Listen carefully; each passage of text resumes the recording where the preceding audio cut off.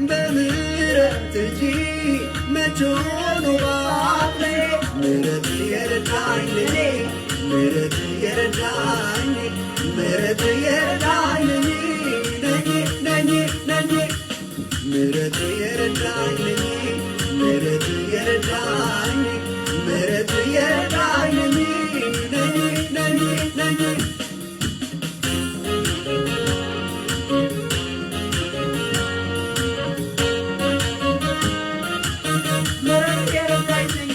ምህረት ቸርነት ይከታተሉኛል በቤት ዘላለም ፈቅደው ያኖሩኛል ምህረት ቸርነት ይከታተሉኛል በአንተ ቤት ዘላለም ፈቅደው ያኖሩኛል ምህረት የረዳኝ ምህረት የረዳኝ ምህረት የረዳኝ ነኝ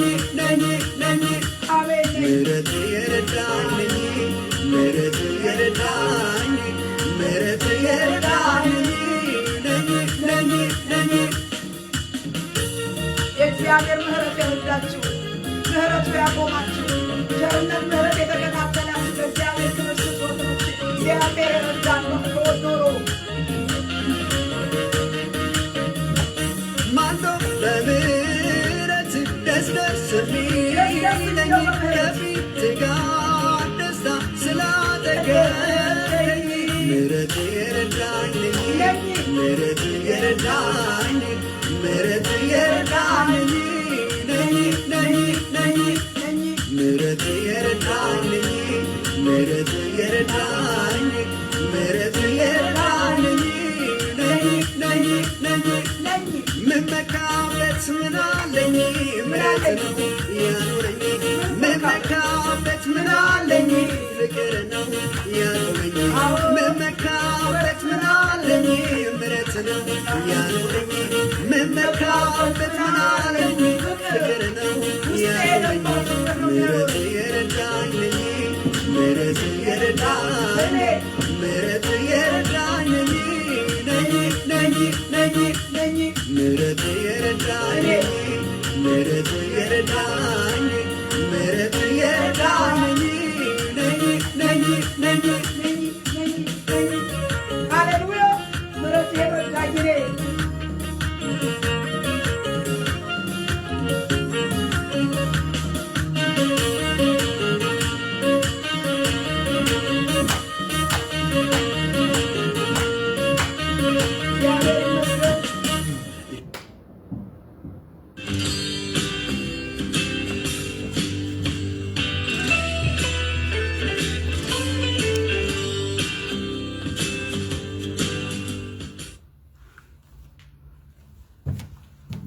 እግዚአብሔር የተመሰገነ ይሁን። ምህረቱ የረዳው ምህረቱ የረዳኝ እኔ ነኝ። ምህረቱ የረዳንን የእግዚአብሔር ሕዝቦች ምህረት ያቆመን ምህረት የረዳን ምህረት ቸርነት ተከታትሎ እዚህ ጋር ያደረሰን ጠላት ቢሆን ተከታትሎ ያጠፋል። እግዚአብሔር ግን በምህረት በቸርነቱ ተከታትሎ ያኖራል። ስለዚህ ምህረቱ ያቆመን ምህረቱ የረዳንን እግዚአብሔር ባይረዳን ኖሮ ለጠላት ለጥርስ ንክሻ ታልፈን በተሰጠን ነበር። ለሰይጣን ለሚጠብቀው ጉድጓድ ለቆፈረው መብል በሆን ነበር። የእግዚአብሔር ምህረት ግን ከኛ ጋራ ነው። የእግዚአብሔር ምህረት ቸርነት ተከታትሎ ምህረት አቁሞናል። ክብር ለእግዚአብሔር ይሁን። እዚህ ጋር አቁመው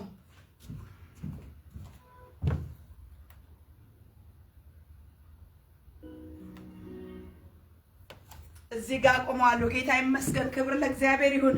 ወደ ዕለቱ እንገባለን። ከጸሎት ጊዜ ስለወሰድን በጸሎት ሩም ስንጸልይ ነው የቆየነው። እግዚአብሔር ረድቶን ወገኖች የምንጸልይበት ጊዜ ቢኖር ከመቼውም ይልቅ ወደ ጸሎት ልንተጋ የሚያስፈልግበት ጊዜ ቢኖር አሁን ነው። ክብር ለኢየሱስ ይሁን። ጸልየናል። ይሄን ጊዜ እግዚአብሔር ከጸሎት ነው የወጣ ነው። አሁንም በኢየሱስ ክርስቶስ ደም ተሰውረን ይሄን የሚሰማ ይሄን መልእክት የሚደርሰው ጆሮ የሚገባው ሁሉ በኢየሱስ ክርስቶስ ስም ቃልህ በእውነት በመንፈስ መረዳት እንዲረዳው እኔም በመንፈስ እውነት መናገር እንድችል ራሴንና ሰሚውን ሕዝብ ሁሉ በክርስቶስ ደም በአንተ ቃል ስልጣን ቁጥጥር ውስጥ እግዚአብሔር በመንፈስ ቁጥጥር ውስጥ እንድታስገባን ለሚመራን ለሚረዳን ለእግዚአብሔር ሰሚት ላረግንበት አምላክ ስልጣን ሁሉን አሳልፈ የሰጠው የጨለማው ስልጣን የክፉ ኃይል በኢየሱስም በመስመር አገልግሎት በቆምንበት መድረክ በሚሰሙትም በመናገረው ኃይል እንዳያደርግ ኃይል የእግዚአብሔር ነውና በኃይል ቃል አሰር ነው። ኃይል የእግዚአብሔር ነው። እግዚአብሔር አንድ ጊዜ ሲናገር ሰማው። ኃይል የማን ነው? እኔም ይህን ብቻ ሰማው። ኃይል የእግዚአብሔር ነው። ኃይል የእግዚአብሔር ነው። በእግዚአብሔር ኃይልና ስልጣን የጨለማውን ኃይል ሁሉ አስረናል። በኢየሱስ ስም ጉባኤያችንን ባርክልን፣ ማዕዱን ባርክልን። በደሙ ቃል ኪዳን ውስጥ በዚህ በተስፋ ፍጻሜ በተሰጠን በመንፈስ ቅዱስ ስልጣንና በተዘረጋው በዚህ በፊታችን በተገለጠው ቃል ኪዳን ውስጥ አለንና እግዚአብሔር በሙላትና በኃይል በኢየሱስ ክርስቶስ ስም ተናገረን። ክፉ ለዘላለም መንገዱ የተዘጋ ይሁን። ተባረክ፣ ተመስገን፣ ከፍ በል አምላካችን። በኢየሱስ ስም ስልጣን ጸለይን። መንፈስ ቅዱስ ስፍራውን ተቆጣጠርልን። እውቅናና እውቅናን ሰጠን። ከፍ በል በኢየሱስ ጌታ ድንቅ ስም አሜን። ሰላም። ይህን መልእክት የምትሰሙን ውድ ወገኖቻችን በያላችሁበት ስፍራ ሁላችሁን እግዚአብሔር ይባርክ እንላለን። የእግዚአብሔር ጸጋ የእግዚአብሔር በደሙ የተገኘ ቅዱሱ ሰላም ይስፈንባችሁ። በዚህ መጨረሻ ዘመን እግዚአብሔር በመንፈሱ ማጽናትና ማጽናናት ያግኛችሁ። ተባረኩ፣ ለበረከት ሁኑ። በኢየሱስ ክርስቶስ ስም የዕለቱን በልቤ የሞላውን አልወጣ አለኝ በጸልይበት አንድ 3 ሳምንት ጸለይ ተወሰነ ሰው ጋር ተከፋፍየዋለሁ። ግን በልቤ ውስጥ ስፍራ ይዞ ያለቀቀውን ቃል አብረን እናያለን። ክብር ለኢየሱስ ይሁን። ዘፍጥረት 23 ከ1 እስከ 9 ያነባለሁ። በጌታ ስም አነባለሁ። የሳራ ዕድሜ 127 ዓመት ሆነ። በቂርያት አርባቅ ሞተች። እርሷም በከነዓን ምድር ያለች ኬብሮን ናት። አብርሃምም ለሳራ ሊያዝንላት ሊያለቅስላት ተነሳ። አብርሃምም ከሬሳው አጠገብ ተነሳ። ለኬጢ ልጆችም እንዲህ ሲል ተናገረ። እኔ በእናንተ ዘንድ ስደተኛና መጻተኛ ነኝ። በእናንተ ዘንድ የመቃብር ርስት ስጡኝ፣ ሬሳዬንም ከፊቴ ልቅበር። የኬጢ ልጆችም ለአብርሃም መለሱ አሉትም፣ ጌታ ሆይ ስማን፣ አንተ በእኛ መካከል ከእግዚአብሔር አለቃ ነህ። ከመቃብራችን ስፍራችን በመልካሙ ከመቃብር ስፍራችን በመልካሙ ቦታ ሬሳህን ቅበር። ሬሳህን ትቀብር ዘንድ ከእኛ መቃብሩን የሚከለክልህ የለም። አብርሃምም ተነሳ፣ ለምድሩ ሕዝብ ለኬጢ ልጆች ሰገደ። እንዲህም አላቸው፣ ሬሳዬን ከፊቴ እንድቀብር ከወደዳችሁ ስሙኝ። ከሰዓር ልጅ ከኤፍሮንም ለምኑልኝ፣ በእርሻው ዳር ያለችውን ድርብ ክፍል ያላትን ዋሻውን በሙሉ ዋጋ በመካከላችሁ ይስጠኝ፣ መቃብሩ የኔ ርስት እንዲሆን እያለ ይናገራል። 4 ነጥብ እዚህ ጋር በዚህ ቃል እግዚአብሔር ያስተምረናል። በልቤ ያለውንና በጸሎትም ስጸልይበት በነበረው ነገር አብረን እናያለን። ክብር ለእግዚአብሔር ይሁን። ርዕሴ ከሬሳው አጠገብ ተነሳ ነው። ከሬሳው አጠገብ ተነሳ። አሁን እንዳነበብነው እንግዲህ ቃሉን ቀድሜ አንብቤያለሁ። አብርሃምና ሳራ ከከለዳውያን ኡር አብርሃም የ75 ዓመት ሆኖ ከከለዳውያን ኡር ባልና ሚስቶቹ እንዲሁም የወንድሙን ልጅ ሎጥን ይዞ ያለውን ነገር ይዞ ከከለዳውያን ኡር በእግዚአብሔር ጥሪ ተለይቶ የወጣ እንደሆነ እናያለን። ሚስቱን ይዞ ሳራን ይዘው እንደወጡ እንመለከታለን ማለት ነው በዘፍጥረት 12 እና በዚህ ተለይተው ከወጡ በኋላ አብርሃምና ሚስቱ ያው እንደምናውቀው በእግዚአብሔር ቃል በተለያየ ችግር ውስጥ አልፈዋል። በብዙ መከራ፣ በስደት፣ በራብ፣ በመሃንነት፣ በመካንነት በእንደዚህ ብዙ አይነት ፈተናዎች አልፈው መጨረሻም ደግሞ የተስፋውን ልጅ ይስሐቅን ተቀብለው ይስሐቅ ከተወለደ በኋላ በ37ኛው ዓመቱ ይመስለኛል እንደ ቃሉ ሳሰለው ይስሐቅ በተወለደ በ37 ዓመቱ ደግሞ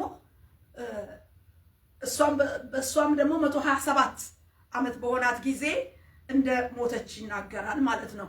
ስለዚህ አብርሃም ሳራ በሞተች ጊዜ የኪዳኑ ሚስት ሳራ አብሯት ከኡር ከለዳውያን ከዛ ምድር አብራው የወጣችው የኪዳኑ ውድ ሚስቱ በሞተች ጊዜ ያደረገው ምንድነው? አዘነላት። ቁጭ ብሎ አለቀሰ፣ አዘነ። ከዛ በኋላ ግን ምንድነው ያለው? በሳራ ሞት ካዘነ ካለቀሰ በኋላ አብርሃም ከሬሳው አጠገብ ተነሳ ይላል።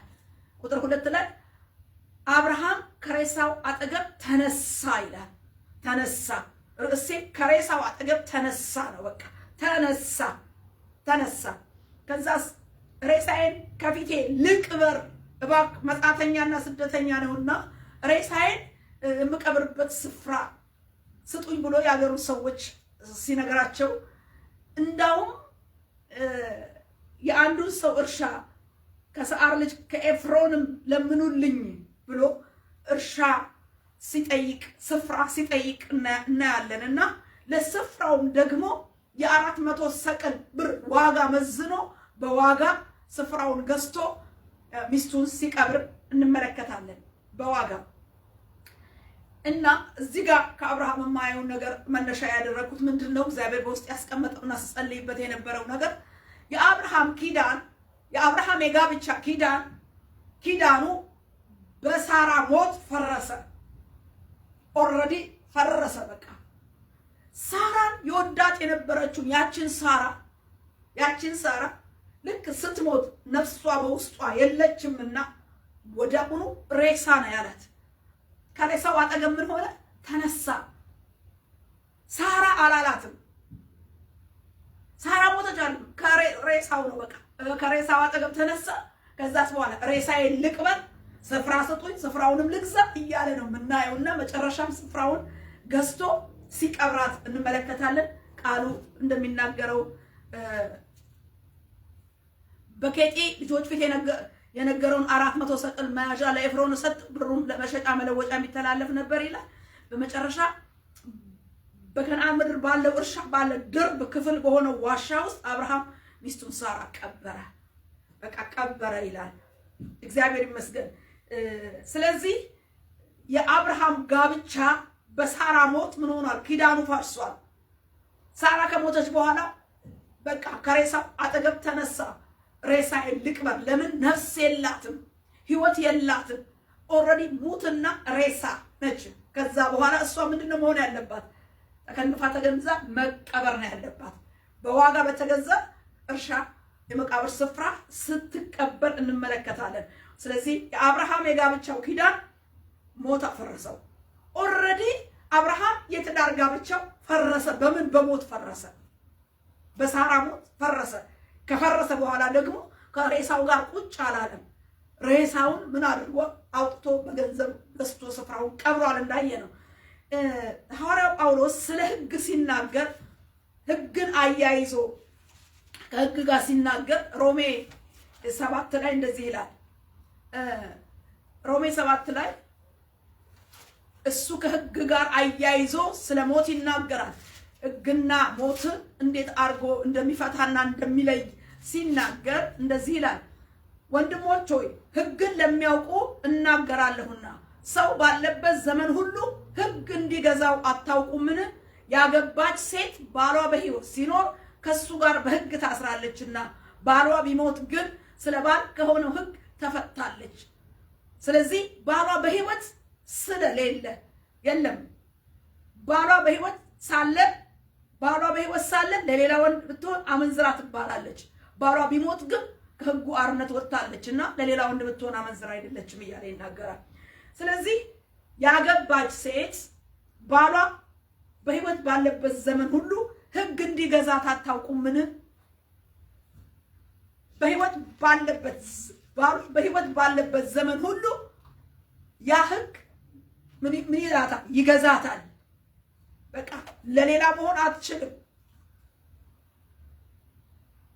እግዚአብሔር ቃልም ራሱ በአዲስ ኪዳንም ጌታ ኢየሱስ ክርስቶስ ስለ ጋብቻ ሲናገር ጋብቻ በሞት እንደገና ደግሞ በዝሙት ካልሆነ በስተቀር ይላል። ደግሞ በዝሙት ካልሆነ በስተቀር ብሎ ደግሞ ጋብቻን ደግሞ ዝሙት እንደሚያፈርሰው ይናገራል። እኔ ግን አሁን የምናገረው በዛኛው ሳይድ ሳይሆን ከዚህ ከአብርሃም ጋር መነሻ አድርጌ ነው ወደ ጋብቻው ወደ ምድራዊው ጋብቻ ወደዚህ ምድራዊው ወደ ሆነው ጋብቻ ሳይሆን መንፈሳዊ ወደ ሆነው ጋብቻ ነው ትኩረት የማደርገው ማለት ነው። ስለዚህ ባሏ ቢሞት ስለ ባል ከሆነው ነገር ምን ሆናለች? ያቺ ሴት ተፈታለች፣ ነፃ ነች። የባል ሕግ ምን አይላትም? አይገዛትም። እንግዲህ የጋብቻን ኪዳን ሞት ይሽረዋል፣ ሞት ይሰብረዋል፣ ሞት ይሽረዋል።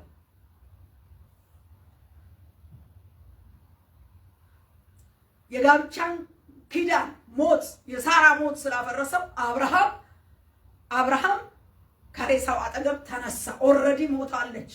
ከሬሳው አጠገብ ተነሳ፣ ሬሳውን ቀበረ። ወደ ዘፍጥረት 25 ስትሄዱ አብርሃም ጋብቻ ሲመሰረት እናያለን። ኬጡራ የምትባል ሴት አግብቶ ከኬጡራ አብርሃም ልጆችን ወልዷል። አዲስ ኪዳን አድርጓል። ሚስት ኬጡራን አግብቷል። ከዛ እስከ ኬጡራ ልጆችን አፍርቷል። እንደዛ ዘፍጥረት 25 ላይ ይሄንን ማድረጉን እንመለከታለን። ስለዚህ አሁን መንፈሳዊውን ዓለም ነው ልናገር። ይሄ የስጋውን ጋብቻ የምድራዊ ልጅ መውለድ አይደለም፣ መንፈሳዊ ዓለም ላይ ነው እንድናየው የምፈልገው። ስለዚህ እኛም ቀድመን እንደ አብርሃም ስጋዊ ባይሆንም ቀድመን በመንፈሳዊ ዓለም ጌታ ኢየሱስን ከመገናኘታችን በፊት አዲስ ኪዳን ቃል ኪዳን ውስጥ ከመግባታችን በፊት አሮጌው ኪዳን፣ የቀደመው ኪዳን፣ አዳማዊ ኪዳን፣ ስጋዊ ኪዳን ከሰይጣን ከዲያብሎስ አርነት ያልወጣንበት ከኃጢአት ገዢ ከሆነው ከኃጢአት አርነት ያልወጣንበት ለኃጢአት ባሪያ ሆነን የተገዛንበት ለዓለምና ለሚያልፈው ከንቱ አምሮቷና ምኞቷ ሁሉ የተገዛንበት ለስጋችን ክፉ ምኞትና መሻት የተገዛንበት የቀደመው ኪዳን አለ። የቀደመው ኪዳን፣ ፊተኛው ኪዳን፣ ኋለኛው ኪዳን እያለ መጽሐፍ ቅዱስም ያነጣጠረው ፊተኛው ኪዳን አለ። ፊተኛው የአዳም ኪዳን፣ ፊተኛው ሰይጣን ሲገዛን የነበረበት በአየር ላይ አለቃው ፈቃድ በፊት ተመላለሳችሁባቸው እንደሚለው የእግዚአብሔር ቃል ዘወትር እንደሚናገረን ኤፌሶን 2 ላይ እንዳለው የፊተኛው በተለይ እኛ ስለ ኪዳን ስናወራ በእውነት ይገባናል። እንደ እስራኤላውያን ኢትዮጵያውያን በደንብ አድርጎ ይገባናል። በተለያየ እውነት ነፃ አውጪው ክርስቶስ መጥቶ የእኛን ነገር ፈቶ ወደ አዲሱ ኪዳን እስከ ተጋባንበት ድረስ የአሮጌው ኪዳን ማነቆ ብዙ ነው። በእምነት የተሳሰርንበት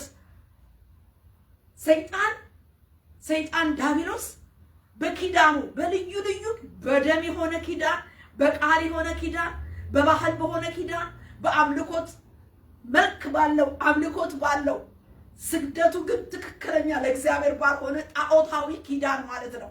በእንደዚህ አይነት ኪዳን አስሮና ባሪያ አድርጎ ገዝቶ ፊተኛ በአዳም በስጋ ማንነት ከጀርባው እሱ እንደወደደው የሚያዞርበት የሚገዛበት ጥላ ውስጥ ተገዥነት ውስጥ እንደነበረን ይናገራል እግዚአብሔር ቃል። አሮጌውና ፊተኛው ኪዳን ታዲያ አብርሃም ልክ ጋብቻ ሞት አዲስ ኪዳንም እንደነገረ ጋብቻን የሚያህል ኪዳን በእግዚአብሔር ፊት ያለ ኪዳን በሞት ይሰበራል፣ በሞት ይሻራል፣ በሞት ይፈርሳል። እንግዲህ በክርስቶስ ኢየሱስ ደግሞ ስንመለከት ሴት ልክ ባሏ በሕይወት እያለ ለሕጉ ቃል ተገዥውና ታስራ እንደምትኖር ሁሉ ባሏ ደግሞ ሲሞት ከዛ ሕግ ስርዓት ነፃ ሆና እንደምታገባ ያን ያህል ሕጉ ሴቲቱን ገዝቶ እንደሚያኖራት ኪዳኑ እንደሚያኖራት ያን የባልነት የትእዛዙ የሕጉ ቃል የሚፈታው በሞት ብቻ እንደሆነ ይናገራል ማለት ነው። እንደዚህ ይናገራል። ሞት የቃል ኪዳን እስራት፣ ሞት የቃል ኪዳንን ሕግ እስራት ይፈታል፣ ይሽራል፣ ይሰብራል። ሞት የጋብቻን የቃል ኪዳን ሕግ ይሰብራል። እናም የሳራ የሕግ የሆነ የቃል ኪዳን ጋብቻ ስትሞት ለአብርሃም ምን ሆነ? ኪዳኑ ፈረሰ። ስለዚህ አብርሃም ከሬሳው ነፍስ ከሌለው ከፊተኛው ከጋብቻው ኪዳን ከሞተች በኋላ ነፍስ ሕይወቱ አብሮ ስለሞተ ከሷ አጠገብ ምን ሆነ ይላል? ተነሳ። ሬሳውን ይዞ ወዴት ነው? ወደ መቃብር ነው ያወረደው።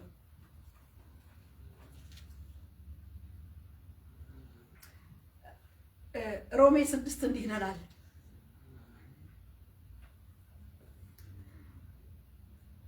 ሮሜ 6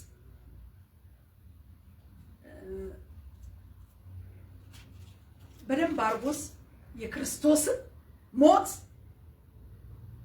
የእኛን አብሮ መሞት ከምን ኪዳን እንደተፋታን ይናገረናል። እና እንዲህ ይላል ለኃጢአት የሞትን እኛ ወደፊት እንዴት አድርገን በሱ እንኖራለን? ወይስ ከክርስቶስ ኢየሱስ ጋር አንድ እንሆን ዘንድ የተጠመቅን ሁላችን ከሞቱ ጋር አንድ እንሆን ዘንድ እንደተጠመቅን አታውቁምን?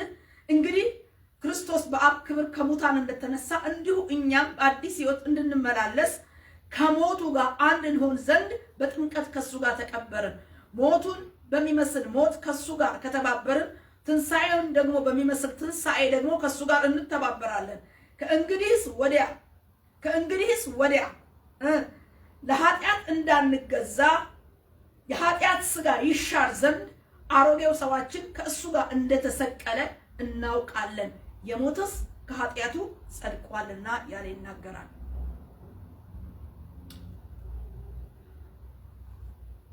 ከክርስቶስ ጋር የክርስቶስ ሞት ስለ ሕጉ ነው የሚናገረው ጳውሎስ። የክርስቶስ የመስቀል ላይ ሞት ልክ ሴቲቱን ከሕግ እንደፈታ እናንተ ከኃጢአት ከሚገዛው ከኃጢአት ሕግ ከሚገዛው ከኃጢአት ሕግ ከጀርባው ደግሞ የኃጢአት ሙላት ሰይጣን ዲያብሎስ አለ።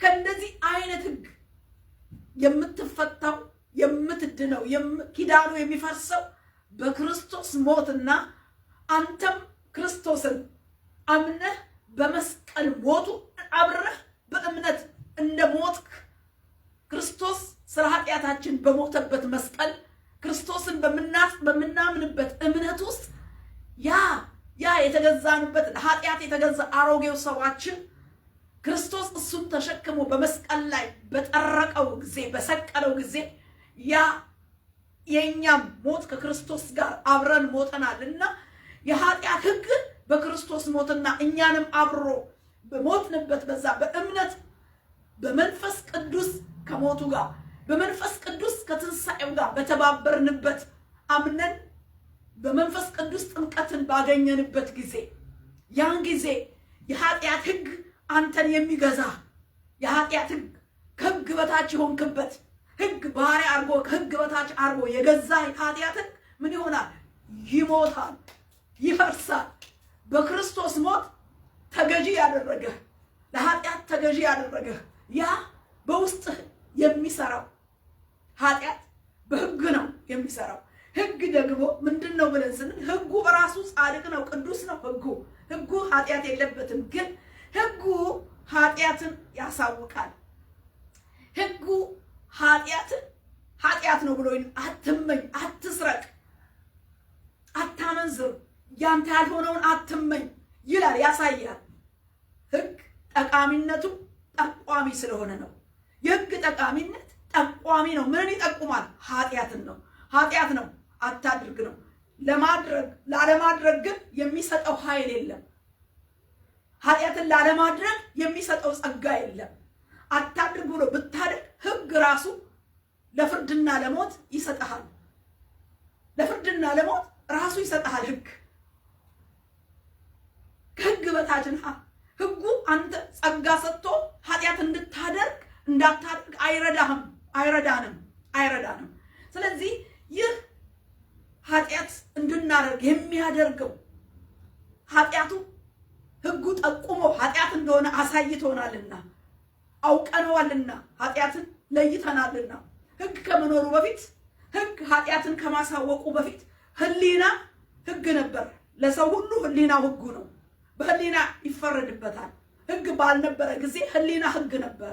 አታድርግ አድርግ፣ ህሊና ራሱ ይወቅሳል። ህሊና ራሱ ጠቋሚ ነው እና ሕጉ ደግሞ ጠቀሜታው ምንድነው? ኃጢአት እንደሆነ ይጠቁምሃል፣ ያሳይሃል። ከኃጢአት ግን ምን አትልም፣ እንድታሸንፈው ኃጢአትን ግን እንዳትሰራ አይከለክልም፣ አይረዳህም። ሕጉ ይሄ ነው እና ምንድነው ያደረገው? ክርስቶስ በመስቀል ላይ ይሄንን ነው። ይሄ ለሞት የሚሰራው ኃጢአትን ሕጉ የገለጠውን ኃጢአትን በመስቀል ላይ በሞተ ጊዜ በመስቀል ላይ በሞተ ጊዜ ኃጢአትን ሽሮታል። አንተም አብረ በሞትክ ጊዜ ከክርስቶስ ጋር ምን ብለሃል? አብረ ተሰቅልሃል። ይሄ በሕይወታችን ስናየው ነው የሚገባ። ተሰቅልሃል እና ከክርስቶስ ጋር ሞተሃል ስንል የክርስቶስ የመስቀሉ ሞት ሕግ እንዳይገዛን ክርስቶስ በስጋ ሞቱ በሞቱ እንዳይገዛ ለሕግ ምን ብላችኋል? ተገድላችኋል። ሕግ እንዳይገዛ በክርስቶስ ሞት ለሕግ ምን ብለናል? ተገድለናል። ከሕግ በታች ሳንሆን ከምን በታች ነን? አሁን ከጸጋው በታች ነን እና ከክርስቶስ ሞት ጋር አብረህ ሞተሃል ሲለን ተጠምቀናል። የተጠመቅን ከኢየሱስ ክርስቶስ ጋር አንድ እንሆን ዘንድ የተጠመቅን ሁላችን ከሞቱ ጋር አንድ እንሆን ዘንድ ተጠመቅን። አታውቁምን? እንግዲህ ክርስቶስ ከአብ ክብር ከሙታን እንደተነሳ እንዲሁ እኛም በአዲስ ሕይወት እንድንመላለስ ከሞት ሕግ አርነት በሞቱ በኩል ወጥተን በአዲስ ሕይወት ደግሞ በጸጋው እንድንመላለስ ክርስቶስ ሞቱና ክርስቶስ ትንሣኤው የሚረዳ የተገዛንበትን ማድረግ እያቃተን በኃጢአት ውስጥ ተዘፍቀን ሕግን መፈጸም አቅቶን እንኳን የሕጉን ሁሉንምና እኩሌታውንም መፈጸም አንችልም። ከሕግ ደግሞ አንድስ እንኳን ቢቀር ከሕጉ አንድ ቢጎድል ደግሞ ሁሉን ካልፈጸምክ ሕጉ ኃጢአተኛ ያደርግሃል እና ሰው በክርስቶስ አምኖ ነው ኃጢአትን ማሸነፍ የሚችለው። እሱ በመስቀል ሞቱ ምን ብሎታል? አሸንፎታል። ሕግ የሚከስበትን የሚፈርድበትን ኃጢአት ክርስቶስ በመስቀል ላይ ሞቶ አብረን ክርስቶስን ስናምንና ከክርስቶስ ሞትና ትንሣኤ ጋር ስንጠመቅ ደግሞ የኃጢአትን ኃይል ለማሸነፍ ከሕግ በታች ሳይሆን ከጸጋ በታች ኑሮን እንድንኖር በአዲስ ሕይወት እንድንመላለስ የእግዚአብሔር ቃል ይነግረናል ማለት ነው። ስለዚህ ሞቷል ማለት ነው ለሚያምን አዲሱን ሕይወት ለመኖር አሮጌውን ኃጢአተኛ ፊተኛ ኑሮ አብሮ ከሱ ጋር በመሞት ምን ብለነዋል? ሕጉ ሳይሆን ሕጉ አልሞተም። ሕጉ ጻድቅ ነው። የሞት ነው ግን ከክርስቶስ ጋር እኛ ነን በመስቀል ላይ። ክብር ለእግዚአብሔር ይሁን። እንግዲህ የክርስቶስ ሞት ፊተኛ ባል ሆኖ ገዢ ሆኖ የገዛንን ኃጢአት ኃይሉን በመስቀል ላይ ሰብሮታል። ክርስቶስን ስናምንና በመንፈስ ከሞቱ ጋር ስንተባበር መንፈስ ቅዱስ ሲያጠምቀን የኃጢአትን ኃይል ምን ያደርገዋል? ይቆጣጠረዋል። የጸጋው ጉልበት ያገኘናል ማለት ነው። እግዚአብሔር ይመስገን። እንግዲህ ይሄ በጣም የሚገባው ለአይሁዳውያን ነው። አይሁዳውያን ለሕጉ በጣም ይገዙ ነበር። ሕጉ መመሪያቸው ነው። ስለዚህ ይሄ ሕግ ሐዋርያው ሲነግራቸው በዚህ ሕግ ውስጥ ዛሬ ሕጉን ፈጽማችሁ መኖር እንደማትችሉት ከሕጉ ጋር የሕጉ ኪዳን ፈርሷል። ሴት ባሏ ሲሞት የጋብቻ ኪዳኗ እንደሚፈርስ በክርስቶስ ሞት ይሄ ሕግ ፈርሷል። ይሄ አትስረቅ፣ አታመንዝር ብሎ የሚሰራው ሕግ ሰውን ሁሉ ስላላዳነው ይሄ ሕግ በክርስቶስ ሞት ፈርሷል። ከዚህ ሕግ ክርስቶስን በማመን በመስቀሉ ስራ ስታምን ከሕጉ ምንድነት ትፈታለህ። ከሕግ በታች ሳትሆን ከጸጋ በታች ሆነ ኃጢአትን ነው ምን ለማድረግ ለማሸነፍ ብቃት ያለው አብረህ በመሞት በመስቀሉ ላይ አሮጌው ሰዎችን የተሰቀለበትን የክርስቶስን ሞት የመስቀሉ ሞት በማመን ይሄ የሕግ ስራት ከሕጉ ትፈታለህ፣ ከስራቱ ትፈታለህ፣ ከቀንበሩ ትፈታለህ። ሰው ላመነበት ለዛ ለተሸነፈበት ለኃጢአት ምንድን ነው? ባሪያ ነው። ሰው ለተሸነፈበት ይላል ለዛ ለተሸነፈበት ኃጢአት ባሪያ ነው፣ ተገዢ ነው። ሰው ላይ እንፈርዳለን። ኃጢአት አልወጣ ሲል ከኃጢአት አራንቋ አልወጣ ሲል እንፈርዳለን። ግን ተገዢ ነው። ከዛ ባሪያ አድርጎ ከሚገዛው ተገዢ ከሆነው ኃጢአት ቀንበር፣ እስር፣ ኪዳን የሚሰበረው በሞት ነው። የክርስቶስ ሞት ነው ኪዳኑን የሚፈታው። የኃጢአትን ኪዳን፣ የሞትን ኪዳን፣ የሰይጣንን ኪዳን በመስቀሉ ላይ ባይዘወይ ሰይጣንም ኪዳኑ የፈረሰው አለቅነቱ የተገፈፈው ስልጣኑ የተሻረው ጭንቅላቱ የተቀጠቀጠው ሰይጣንም የተቀጠቀጠው ድል የተነሳው በክርስቶስ መስቀል ሞት ነው። ሰይጣንም ከሰይጣን ባርነት ለመውጣት በማን በሱ ነው ወገኖቼ፣ በሱ ነው። ስለዚህ ህጉ በራሱ ኃጢአትን ባይኖረው ግን ኃጢአትን ስለሚጠቁም ኃጢአትን ስለሚያሳይ ጠቋሚ ስለሆነ ያንን ነገር ባታደርግ ቀድሞ ገዢ ሆኖ ኃጢአተኛ ተፈጥሮህን ተቆጣጥሮ የሚገዛ ባሪያ ያደረገ ፊተኛ ገዢ በክርስቶስ ሞት ኪዳኑ ምን ብሏል? ፈርሷል፣ ወድቋል። ፊተኛ ሆኖ ሲገዛን በነበርንበት ገዢ የሆነ የባርነት ቀንበር የማን ባርነት? ኃጢአት ባሪያ ያደርጋል። የኃጢአት ደሞዝ ደግሞ ምን ይላል ሮሜ ላይ? ሞት ነው። ምን አይነት ሞት? የዘላለም ሞት። ኃጢአት ባሪያ ከኃጢአት ሰው እንዳይወጣ ዝሙት የሚያደርግ ደጋግሞ ከዝሙት ሳይወጣ ሲቀር፣ አመንዝራ በሚስቱ ላይ የሚያመነዝር ደጋግሞ ከአመንዝርነት ሳይወጣ የሚሰርቅ ደጋግሞ ሲሰርቅ፣ በልዩ ልዩ ኃጢአት ሰው እስረኛ ሆኖ ሲኖር ምን አለው? ኪዳን ተገዢ ነው፣ ባሪያ ነው፣ ኪዳን አለው። የኃጢአት ባርነት በሰው ህይወት ውስጥ አለ። ማንኛውም የሰው ተፈጥሮ የኃጢአት አዳማዊ ተፈጥሮ አለው። አዳማዊ ተፈጥሮ አለው። የወደቀ ነው። ከአዳም ጀምሮ ሰይጣን ከገነቱ ሲያወጣው ሰው ወድቋል። ለዚህ ለወደቀው ሰው ይነሳ ዘንድ እግዚአብሔር ክርስቶስን ልኮለታል። የኃጢአት ባሪያ የሆነበትን ባርነት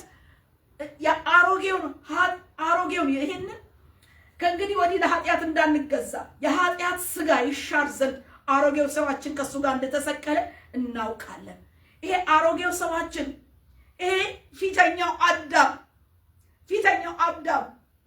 በፊተኛው አዳም ምክንያት ኃጢአት ሞት ሁሉ ወደ ዓለም እንደገባ ሁለተኛው ሞት ዘላለማዊ ሞት ከአዳም ጀምሮ ከውድቀት በኋላ የመጣው ሞት ይሄ ባርነት ይሄ ኃጢአት ይሄ ገዢ ቀንበር የሚሰበረው በማን ነው? በሞት ነው። ጋብቻው ይፈታል።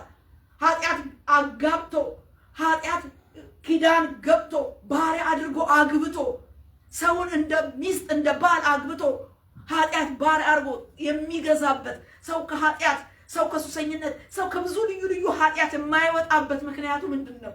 በክርስቶስ የሞት ኃይል ስላልተሰበረለት ቀንበሩ እምቢተኛ ከሆነበት ነገር ውስጥ አልወጣም የሚለው ለምንድን ነው? ኃጢአት የተሰበረው ገዢ ኃጢአት ስልጣኑ የተሻረው አሮጌው ሰው በክርስቶስ ሞት ነው የተሰቀለው። ሰው ክርስቶስን ሲያምር ከክርስቶስ ጋር ሞቻለሁ ሲል ያ ለኃጢአት የሞተበት አብሮ የሞተበት ሞት ምን ያደርገዋል? ኃጢአተኛ ገዢ ሆኖ የሚገዛውን ያንን ይሰብረዋል፣ ይፈታል። ኪዳኑ ይፋታል። በቃ ሰውና ኃጢአት ይፋታል።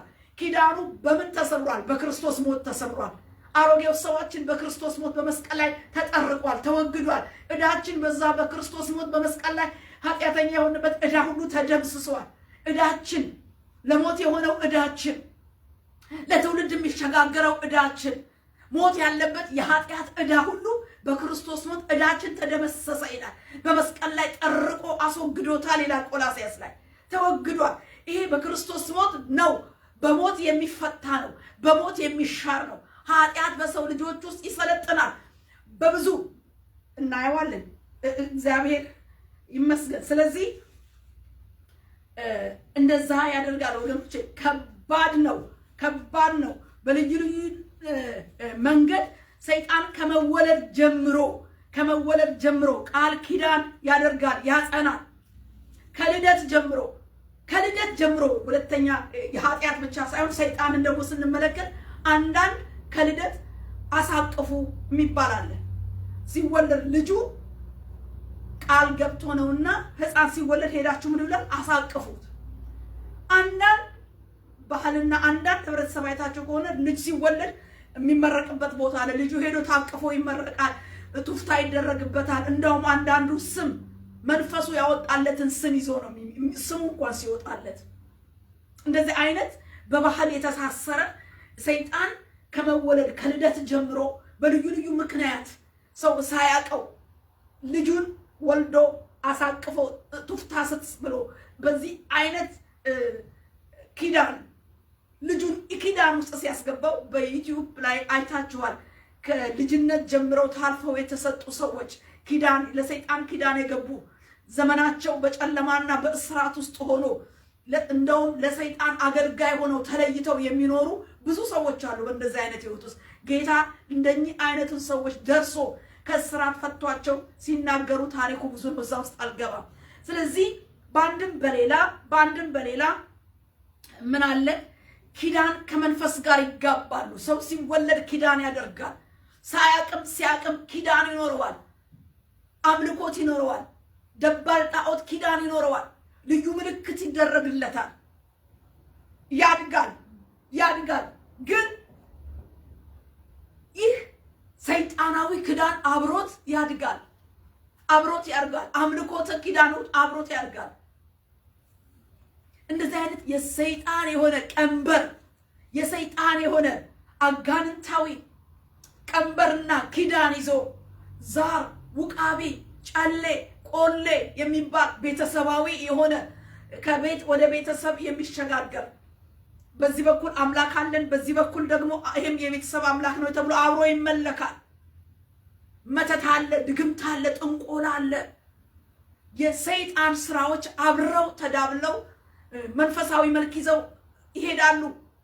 ሰውም ደግሞ እምነት ነውና እንደ እምነት አርጎ የሚከተለው አለ።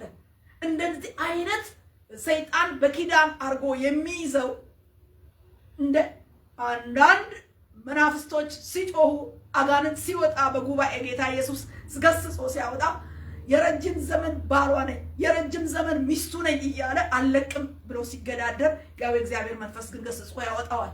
ምንድነው ይሄ? አንዳንዱ ምንጭ ነው የሚያሳየን፣ ምንጩን ያሳየናል። ምን ያህል ሰይጣን የሰው ህይወትን በኃጢአት ባሪያ አድርጎ በመንፈስ እስራት አስሮ ግን መልክ አስይዞ መንፈሳዊ ሼፕ አስይዞ ማኖር ይችላል። መጨረሻው ግን ምንድነው? ፍጻሜው ሞት ነው። ይህ የሰይጣንም የኃጢአት ብቻ ሳይሆን የሰይጣንንም ኪዳኑን ክርስቶስ ብቻ በምን ሰብሮታል? በመስቀል ላይ ሽሮታል። የክርስቶስ ሞት ነው። እባቡን፣ ሰይጣንን፣ አዳምን ከገነት ያወጣውን፣ የሰውን ልጅ የሚያሳስተውን፣ ከእግዚአብሔር ቃል የሚያወጣውን፣ ወደ ሞት የሚነዳውን እባብ ክርስቶስ መጥቶ ነው በመስቀል ላይ የቀጠቀጠው። ወንጌል የሚናገረው የክርስቶስን ሞትና ትንሣኤ ነው። ሞቱ ሲናገር ከኃጢአት ባርነት መውጣት ነው። በሞቱ ከኃጢአት ባርነት ነፃ ትወጣለህ። ህግ ሳይሆን የሚገዛ ጸጋ ነው። ከህግ ባርነት ነፃ ትወጣለህ።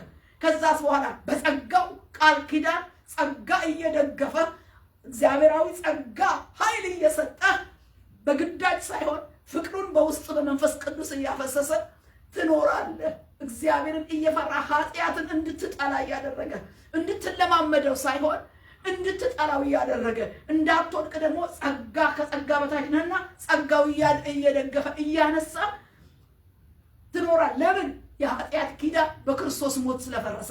የሳራ ሞት የአብርሃምን ጋብቻ ኪዳኑን አፍርሶታል። ኦልሬዲ ሬሳ ነው። ሳራ ሬሳ ተቀብራለች። ስለዚህ ክርስቶስ በሞቱ የሰበረውና ሊቀበር የሚገባ ኃጢአት ነው። አንዱ የኃጢአት ልምምዶች በክርስቶስ ኢየሱስ ሞት አርነት ወጥተናል። እንግዲህ ተመልሳችሁ ምን ይላል ገላትያ 5 ላይ?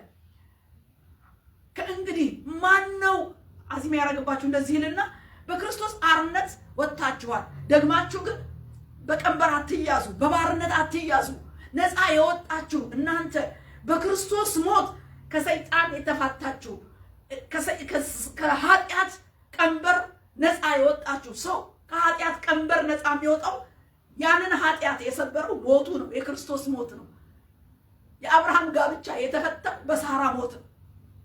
ሴት ባሏ ሲሞት ነው ከህጉ ነፃ የምትወጣው የምትፈታው ብሎ ስለ ህግ ሲናገር የህግን ህግጋት ይዘን በእምነት እንጂ በህግ አትድንም።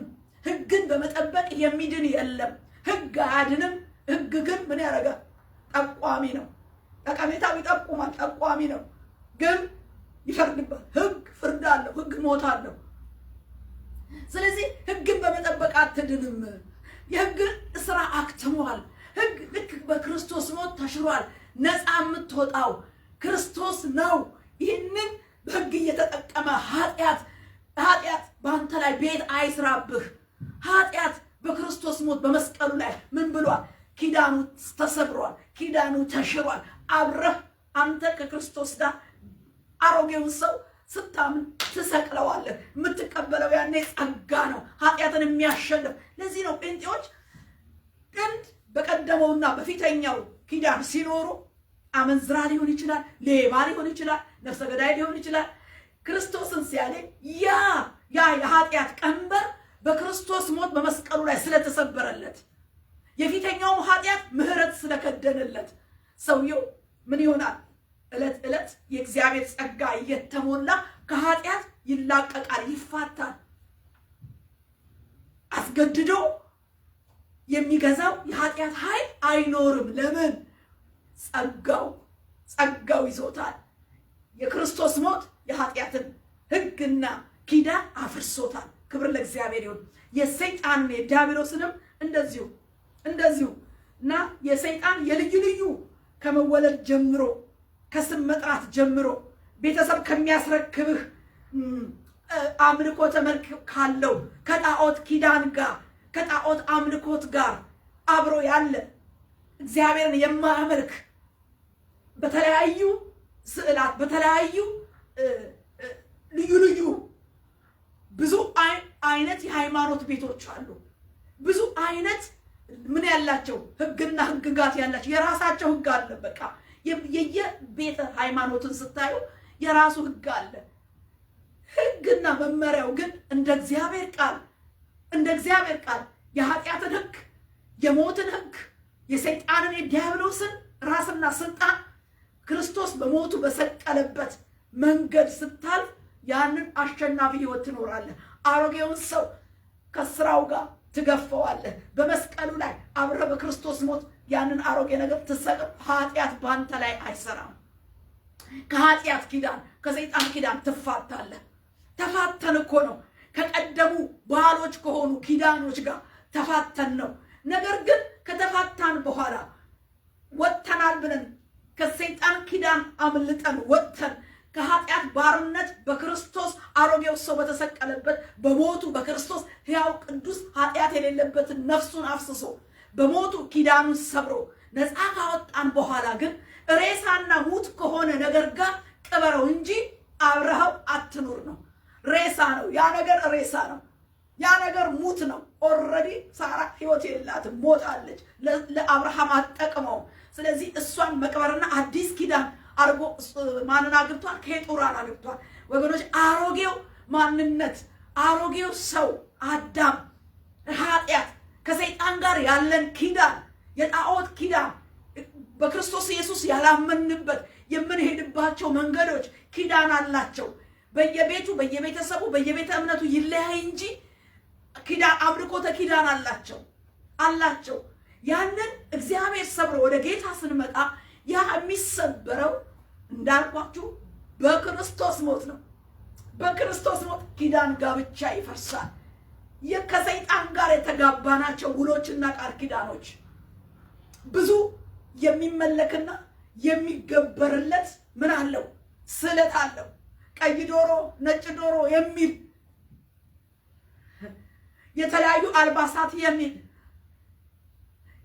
በልዩ ልዩ በረቀቀ አምልኮ ስግደትን የሚቀበል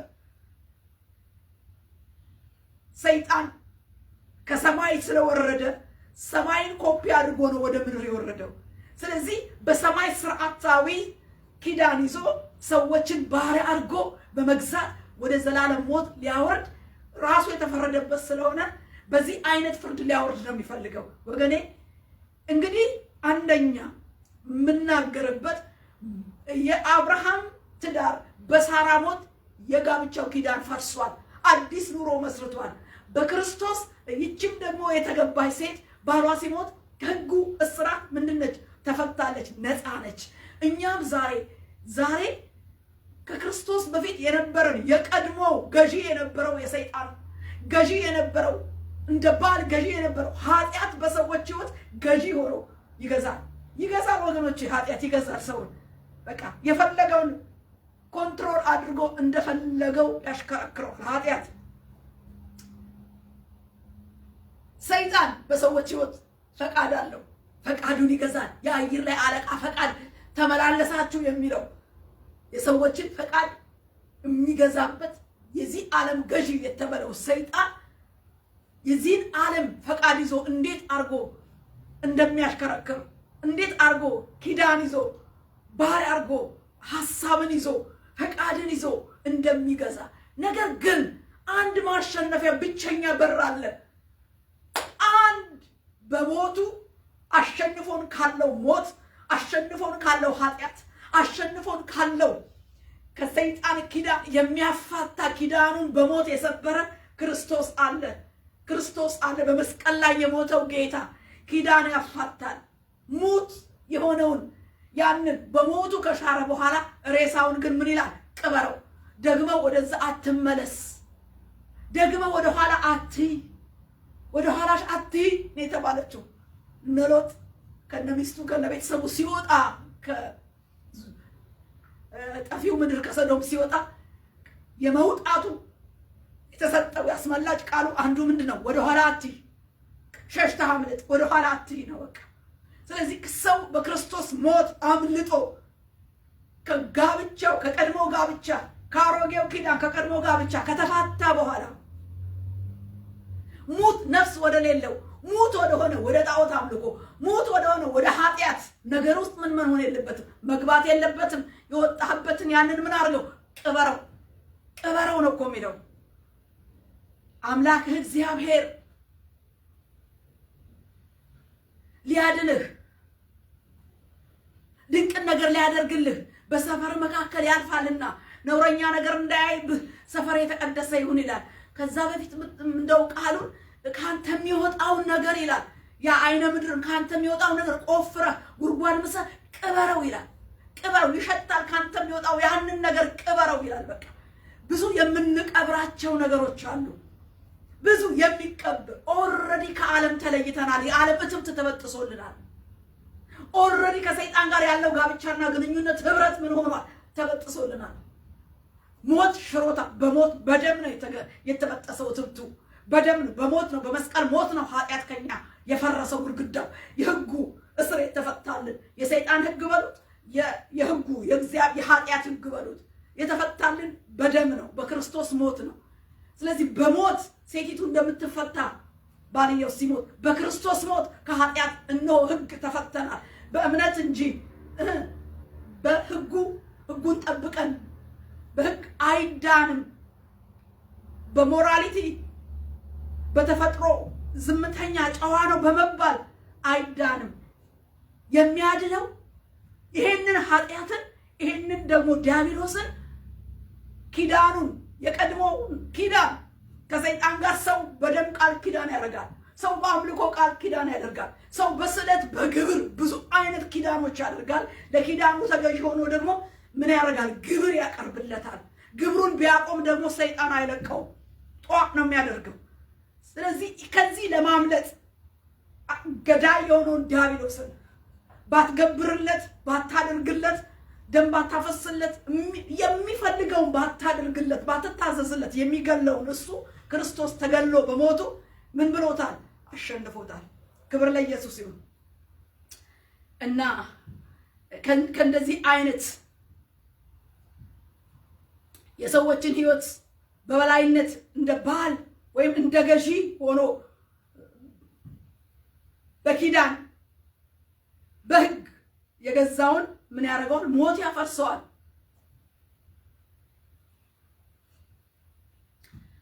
እዚሁ ሮሜ 6 ላይ እንዳልኳችሁ እንግዲህ ወደ ለኃጢአት እንዳንገዛ ኃጢአት እንዳይገዛ ከእንግዲህ ወዲህ ህጉ ከፈረሰልህ በኋላ ከተፋታህ በኋላ በክርስቶስ ሞት ከተፋታህ በኋላ ከእንግዲህ ወዲህ ኃጢአት እንዳይገዛ ሰይጣን እንዳይገዛ ዓለም እንዳይገዛ ከእንግዲህ ወዲህ መቼ ነው? ከእንግዲህ ወዲህ ክርስቶስ በሞቱ አንተ ላይ ያለውን ዕዳ ከፍሎ በሞቱ አንተም አብረህ አሮጌውን ሰው ከሰቀልክበት ከዛ ከመስቀል ሞት ወዲህ ከመስቀል ሞት ወዲህ ከእንግዲህ ወዲህ ለኃጢአት እንዳንገዛ የኃጢአት ሥጋ ይሻር ዘንድ አሮጌው ሰዋችን ከሱ ጋር እንደተሰቀለ እናውቃለን ይላል። ተሰቅሏል፣ ሞቷል፣ ተቀብሯል፣ ሞቷል፣ ከሱ ጋር ተሰቅሏል፣ ከክርስቶስ ጋር ሙት ነው። ስለዚህ ነው ሳራ ሞተች፣ ተቀበረች። ሬሳው ጋር አትሂድ፣ ሬሳውን አትንካ፣ እንደውም ሬሳውን ቅበረው። በዓለም ውስጥ ብዙ ሬሳና ሙት ነገር አለ እንዴ። ሶምሶን እኮ ናዝራዊ ነው አይደል? ሬሳ እንዳይነካ እኮ ተነግሮታል። ግን እሱ ሞተ አንበሳ ሬሳ ነክቶ እንደውም ከውስጡ ያለውን ማር ሲበላ ነው የምናየው። የሚገርም ነገር ነው። ቃል ነው፣ መተላለፍ ነው ይሄ። እና ሞቷል፣ የሞተ ነገር ነው። በክርስቶስ ሞት ነው ዋጋ ተከፍሎበት ከኃጢአት ጋር የተፋታኸው፣ ከሰይጣን ስራና ኪዳን ጋር የተፋታኸው። ስለዚህ ደግሞ ኃጢአት እንዳይገዛል ወደ ሞተው ሙት ወደ ሆነው ነፍስ ወደ ሌለው ሞት ወዳለው ነገር አትግባ። እሱ ምን ሆኗል? እሱን ምን አድርገው? ቅበረው። ሳራን ሙት ስለሆነች ነው፣ ነፍሷ ከውስጧ ስለወጣ ነው፣ ሬሳ ስለሆነች ነው ምን የሆነችው? የቀበረው። አብርሃም ከሬሳው አጠገብ ተነሳ። ሬሳና ሙት ከሆነው ከዓለም ፋይዳ ከሌለው ከኃጢአት አጠገብ ተነሳ። ሪሌሽንን ፈትን። ምን አይነት ሪሌሽን ነው ያለን ዛሬ? ሙት ከሆነ እያወቅ ነው፣ ገዳይ ከሆነ ሙት ከሆነ ነገር ጋር፣ ወደ ሞት ከሚወስድ ኃጢአት ጋር፣ ሞት ካለበት ነገር ጋር ከተፋታ ነው። ቀድሞ ከተፋታ ነው። በሞት በክርስቶስ ሞት ከተፋታ ነው። ግንቢ ፍቺ ከፈጠርንበት ነገር ጋር መልሰን ግንቢ አንፈጥርም። ሬሳ ነው፣ ሙት ነው። ከሬሳው አጠገብ ተነሳ፣ ከሬሳው አጠገብ ተነሺ። አብርሃም ከሬሳው ነፍስ ከሌለው ሙት ነገር ምን ሆነ? ተነሳና እሱን ምን አደረገው? ቀበረው። ዛሬ ሙት የሆነ ኃጢአት፣ ሙት ከሆነ ነገር፣ ሊቀበር ከሚገባው ነፍስ ከሌለው ሙት ከሆነ ኃጢአት ከሆነው ነገር፣ እርኩሰት ከሆነው ነገር፣ ሞት ካለበት ነገር አጠገብ እንዳትገኝ ነው። ከሬሳው አጠገብ ተነስቶ እንደሄደ ሙት ከሆነው ነገር ተለይ፣ ተነሳ። ከዓለም ሙት ነገር፣ ሰይጣን ከሚያቀርብልህ ህይወት ከሌለው ሙት ነገር ጋር አትጋባ። እስቲ አንድ ነገር አሁን ወደ አእምሮ የመጣ አንድ ልጅ፣ አንድ ወንጌላዊ አንድ ነገር መሰከረልኝ። እሱን ልናገር አይዶን አሁን መጣሽ። አንድ ወንድም ምን አለኝ? ወደ አንድ ነብይ፣ ድሮ ነብይ እንደዚህ እንዳሆኑ አልታወቀም። በጣም ሬር ነው፣ ነብይም አይባልም። እና ወደዛ እኔ ከክፍለ ሀገር ነው የመጣው አዲስ አበባ ላይ ለአንድ ነገር በቃ የጌታን ድምፅ ማረጋገጥ ፈለኩኝና እንሂድ አልኩት። እንደዚህ የምታውቀው አለ ወይ አልኩት። እንዲህ አይነት ሰው አውቃለሁ፣ እንዲህ አይነት ቦታ እንሂድ አለኝ። ልጄ ነው እሱ በጌታ ማለት ነው። እና ስንሄድ ምን አለኝ መንገድ ላይ፣ ይሄ አሁን የምንሄድበት ልጅ አለኝ በጣም ግልጥ አድርጎ ነው የሚናገረው። እና በቃ በፊት ሊነግርሽ ይችላል። ደስ ይለኛል። እኔ የምፈልገው አንድ ማረጋግጠው ነገር አለኝ። እንሂድ አልኩት። እኔን ምን እንዳለኝ አለኝ፣ አንዲት ሴት ጋር ሪሌሽን ጀምሬ ሪሌሽኔ ማንም ሰው አያውቅም ማለት ለጋብቻ ያስኳት ልጅ አለች አለ። እና እሱ ጋር ሄደን እየጸለይ አንተ አለኝ ይቺ በብብትህ ያስካት ድመት ምንድነች አለኝ አለ። ድመት ነች ጣላት። ድመት ነው ያቀፍከው፣ ድመት ነው በጉያ ያለው አለኝ። እኔ ስለማቅ የጀመርኩት ከማን ጋር እንደሆነ ስለማቅ ይሄን ነገር ሲነግረኝ እውነትን ከጉያ አውጥቼ ጣልኩ አለ። በቃ አያችሁ፣ እግዚአብሔር እኔንም ደግሞ እንደዛ ብሎኝ ቦታው ስደርስ ገረመኝ የተናገረው ነገር። አንቺ የሞተ አህያ ከጎንሽ አለው አለና የሞተው እንዲህ አይነት ጉዳይ ነው። በቃ የሞተ አህያ ነው። ይሄ የሞተ አህያ ምንድነው ብዬ ነው አለው። በዝሙት የወደቀ እንደዚህ አይነት ሰው ነው አለኝ። በቃ ደነገጥኩ። ልጁ አስቀድሞ ነግሮኛል። ከዛ ቦታ በቃ እንዴት ነው እግዚአብሔር ሙት ነገር በቃ ሙት ነገር ጋር አትቅረብ ነው ብቻ። አሁን ለምን የምስክርነት እንዳመጣው አላውቅም፣ ትዝ ብሎኝ ነውና መረጨቀና ከጉያው አስጣለው።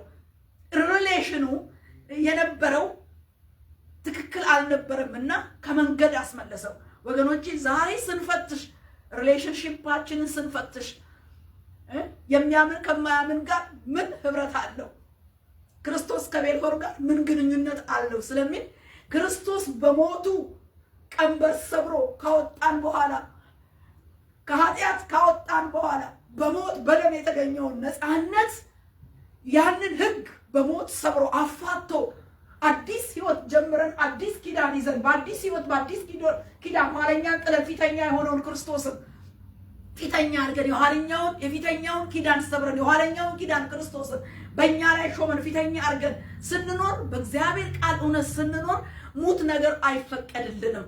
ከሙት ነገር አጠገብ እንድንነሳ እግዚአብሔር ይፈልጋል። እንዳንቀራረብ ከወጣህ በኋላ ሙት ወደ ሆነው ነገር አትግ እሱን ምን አድርገው ቅበረው። ደግሞ የሚገርም ነው። ስትቀብረው ደግሞ አብርሃም ሲቀብር 400 ሰቅል ገዝቶ ነው ቀበረ።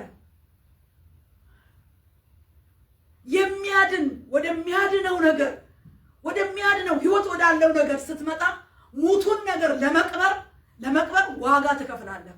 ሙቱ ነገር ሬሳውን ሳራን ለመቅበር እሱ ስፍራ 400 ነው ሰቅል የገዛው መቅበሪያ ቦታ። ወገኖቼ ዛሬ የገባኝ ነገር ምንድነው መሰላችሁ? ህይወት ከሌለው ሙት ነገር ወስነን በክርስቶስ ሞት ኪዳኑን ሰብረን እኛም አብረን ሞተናል ብለን በአዲስ ህይወት በትንሣኤው ኃይል አዲስ ኑሮ መጀመር ስንገባ ዋጋ እንከፍላለን። ይሄን ተመነን ነው መግባት ያለብን።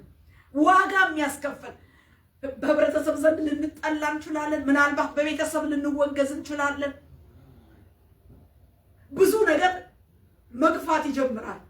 አሮጌውን ኪዳን ዓለም 3/4 የወደደውን ፊተኛ ኪዳን ሰይጣን ስትተወው ስታመልከው የነበረው ሲገዛህ የነበረው አሁን እውነተኛው ገዢ ካንተ እጅ ከዛ ከሰይጣን እጅ ነፃ አውጥቶ በሞቱ ጭንቅላቱን በቀጠቀጠበት ሰይጣንን ድል በነሳበት በክርስቶስ ሞትና ትንሣኤ ስትወጣ ከዛ ሙት ከሆነው ኪዳን ስትወጣ እና ህይወት ወደ ሆነው እና ዘላለማዊ ህይወት ወዳለው ኑሮ አዲስ ህይወት ስትጀምር አዲስ ልደት ስታገኝ አዲስ የመታደስ ህይወት ስትገባና ወደዚህ መንገድ ስትገባ ዋጋ ትከፍላለህ። አብርሃም የሞተውን ለመቅበር ዋጋ ከፍሏል። ከሞተው ነገር ወደ ህይወት ወዳለው ነገር ስንገባ ምን ከፍለው ዋጋ ቢኖር ምንድነው? መጠላት ሊሆን ይችላል፣ መገፋት ሊሆን ይችላል። በስራ ስፍራ በቤተሰብ ባላመነው ባልገባው ወይም ደግሞ ባበረው በሰይጣን በዛ ህብረት ውስጥ በነበረው አንተ ከህብረቱ ተለይተህ ስትወጣ ብዙ መገፋት ብዙ ዋጋ መክፈል ሊኖር ይችላል። ይሄንንም ቁርጣ አርገህ አምነህ ነው እዚህ ውስጥ የምትገባው። ክብር ለኢየሱስ ይሁን፣ ክብር ለመንፈስ ቅዱስ ይሁን። ስለዚህ የስጋ ስራ ከሆነ ሙት ነገር ከዚህ አጠገብ ምን በል ተነሳ። ነፍስ ህይወት ከሌለው አጠገብ ተነሳ። የስጋ ፍሬ ሁሉ ምንድነው? ሙት ነው። የስጋ ስራ ስንመለከት ገላትያ 5:19 ጀምሮ ስንመለከት ምን ይላል? እዛ ቦታ የስጋ ስራም የተገለጠ ነው ይላል። እርሱም እንዲህ ነው 16 ፍሬዎች ይናገርና ይህንን የሚያደርግ ደግሞ የእግዚአብሔርን መንግስት አይወርስም ይላል። አይወርስም። የስጋ ስራ ስጋዊነት ስንል ኃጢአት ስንል አዳማዊነት ስንል ይሄ በእኛ ውስጥ የሚገለጥ የስጋ ስራ ነው። ምንድነው ስንል ጥቂቱ ዝሙት፣ እርኩሰት፣ መዳራት፣ ጣዖትን ማምለክ፣ ሟርት፣ ጥል፣ ክርክር፣ ቅንዓት፣ ቁጣ፣ አድመኛነት፣ መለያየት፣ መናፍቅነት፣ ምቀኝነት፣ መግደል፣ ስካር፣ ዘፋኝነት ይህን የሚመስል እንደዚህ የሚያደርግ የእግዚአብሔር መንግስት አይወርስም ይላል። ስለዚህ ነው ነፍስ ከሌለው ሙት ነገር ተለይ ከሬሳው አጠገብ ተነሳ። ለሬሳነት ወይም ለሙትነት ወይም ለሞት የሚያጋልጥህ ነው መዳራት ከጀመርክ መዳፈር ወደ ዝሙት ነው የሚያመጣው። መዳራት ከጀመረ ሰው ከሚስቱ ውጪ ወደ ምንዝርና ነው የሚያስኬደው። ይሄ ሙት ስራ ነው ይላል። የስጋ ይሄን የሚያረጋ ስካር መስከር ከሰከረ አይምሮ ስካር መንፈስ ስለሚይዘው የስካር መንፈስ ወደ ወደደው ነው የሚነዳው። ስለዚህ ነው መንፈስ ይሙላባችሁ እንጂ በወይን ጠጅ አትሞሉ፣ በእግዚአብሔር ቃል ተሞሉ፣ መንፈስ ይሙላባችሁ የሚለው ይሄ ያኛው መንፈስ ስካር አለው፣ ወደ ጥፋት ነው የሚነዳው እና የዚህ ስጋዊነት ነው የስጋ ነው። ክርስቲያን ሆይ ግንኙነታችንን እንፈትሽ። ክርስቶስ ስለ ኃጢአት ሞቷል። በሞት የኃጢአትን ኃይል ሽሮታል። በሞት ይህን ኪዳን አፍርሶታል። ሞቱ ሕይወት ሆኖ ከኃጢአት ካምፕ አውጥቶናል። ከሰይጣን መንግስት አውጥቶናል። ከዓለም አውጥቶናል። ይሄ ሞት፣ ይሄ የክርስቶስ ሞት ከዚህ ጋር ብቻ አፋቶናል። ታዲያ እሞት መንደር ሙት ወደ ሆነው ሰፈር ምን ያደርጋል ክርስቲያን? ምን ያደርጋል ክርስቲያን? ዳግመኛ በቀንበር ለመያዝ በነፃነት ልንኖር ክርስቶስ ነፃ አወጣን። እንግዲህ ጸንታችሁ ቁሙ፣ እንደገና በባርነት ቀንበር አትያዙ ይላል። ዳግመኛ የሚይዝ ወጥመድ ስላለ ከወጣህ በኋላ የሚይዝ ወጥመድ ስላለ ወደሚይዝና ወደ ሙታን የሚያወርድ ሙት ነገር አትምካ። ከሬሳው አጠገብ ተነሳ። ሬሳ ጎን ተቀምጠ መቀለድ አይቻልም። በሬሳ ጎን ከተቀመጥን ሬሳ የሆነ ሙት ነገር ሽታ ያገማል። ሬሳውን መቅበር ነው። ሬሳውን ፋይሉን መዝጋት ብቻ ነው የሚያስፈልገው። እግዚአብሔር ይርዳን። ክርስቲያን፣ ጻድቃን፣ ቅዱሳን እግዚአብሔር በክርስቶስ ሞት ከኃጢአት መንደር ያወጣን፣ የኃጢአትን ኃይልና ሕግ የሰበረልን የሻረልን፣ የሰይጣንን እነሆ ኪዳን አፍርሶ በልጁ በአዲስ ኪዳን ሞትና ትንሣኤ ሕይወት የሰጠን የእግዚአብሔር ሕዝብ ቅዱሳን ሆይ ከሞት ነገር ከሬሳው አጠገብ ጎረቤትህ እንዳታደርገው። አብርሃም ሚስቱን የቅርቡን ነው በቃ የፈታው በምንድን በሞት ነው። ሬሳውን ይዞ አልተቀመጠም፣ ቀበረው። በቃ ቀበረው፣ ተፈታ። ሁለተኛ አዲስ ኪዳን ውስጥ ገባ። ሁለተኛ አወይ ማለት አይደለም። ሁለተኛው ኪዳን የክርስቶስ ኪዳን ነው። ፊተኛው ኪዳን የሰይጣን፣ ፊተኛው ኪዳን የዓለም የሥጋ የሆነውን ኪዳን ክርስቶስ በአዲስ ኪዳን በደሙ የመሰረተው በመስቀሉ ስራ ያፈረሰውን ይሄን ስራ እነሆ ደግመን ወደ ኃጢአት ለመያዝ ከሞት ነገር ጋር እንዳንቀራረብ ተነሳ። ከሚያጠፋ ነገር ተነሳ። ክፉ ነገር ከሚያለማምድ ነገር ሬሳ ነው፣ ሙት ነው። ከዛ ሰፈር መንደር ልቀቅ፣ አቅጣጫ ቀይር። ለምን? ጌታ ኢየሱስ ሊመጣ ነው። የዳንክ ሆይ በክርስቶስ ሞት ከኃጢአት መንደር የፈለስክ ከሰይጣን መንጋጋ የወጣ የዳንክ ያመለጥክ ሕዝብ ሆይ ዳግመኛ በቀንበር ለመያዝ አላስፈላጊ ሙታን የሚለው የእግዚአብሔር ቃል ሙታን የሚለው ሙት ከሆነ ስራና መንፈሱ ካልዳነ ጋር ነው። መንፈሱ ያልዳነውን ነው።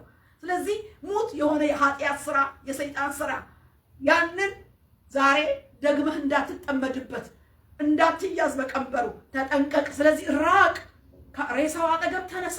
ሙት ከሆነው ነገር ነፍስ ከሌለው ህይወት ከሌለው ነገር ምን በል ተነሳ። የእግዚአብሔር ፈቃድ ካልሆነው ነገር ተለይ። የእግዚአብሔር ፈቃድ ካልሆነው ነገር ተነሳ። ኃጢአት ከሆነው ነገር ሬሳ ነው። ተነሳ፣ ተነሺ፣ እንነሳ። ሞት የሆነ ነገር ስለዚህ ነው ዕብራዊ ያለ ኃጢአት ከሚከበን ኃጢአት ቶሎ ፈጥነን እንሽሽላል። ቶሎ ገና ኃጢአትን እስከ ሞት ድረስ አልተጋደልንምና እስከ ሞት ድረስ ከኃጢአት ጋር መጋደል።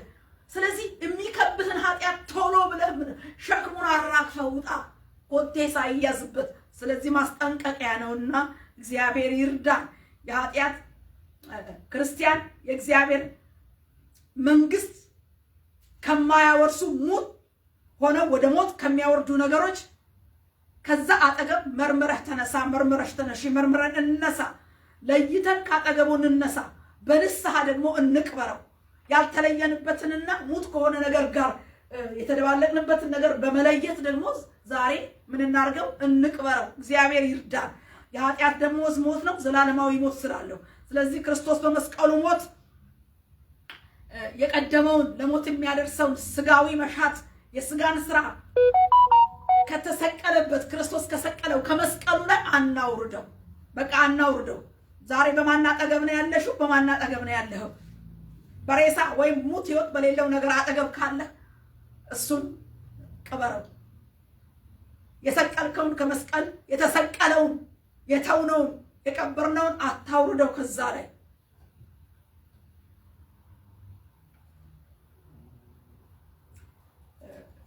ኤፌሶን 2:15 ላይ ምን ይላል? የኃጢአትን የትእዛዝን ህግ ክርስቶስ በሞቱ ሻረው ይላል።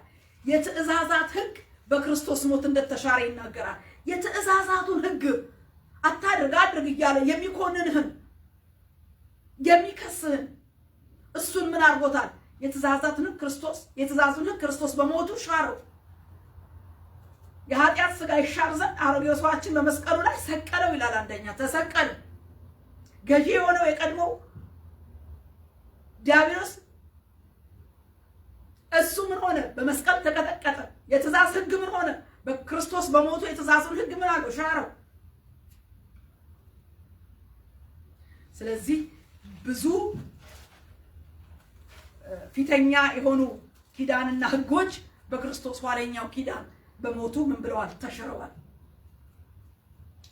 አዳማዊ የሆነው ፊተኛውን ኪዳን የሕጉን ኪዳን ሞት ነው። ከሬሳው ምን በል ዘወር በል።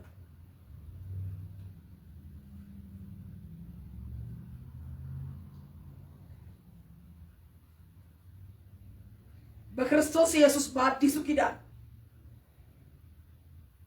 ጸጋ ከጸጋ በታች ሆነ ጸጋ በሚደግፍህ ጸጋ በሚያነሳህ አሸንፈህ ኃጢአትን ተቋቁመህ ጸጋ ለብሰህ የምትኖርበትን ህይወት ነው እግዚአብሔር የሰጠህ። ለምን ከህግ በታች ከጸጋ ህግ አይገዛህም።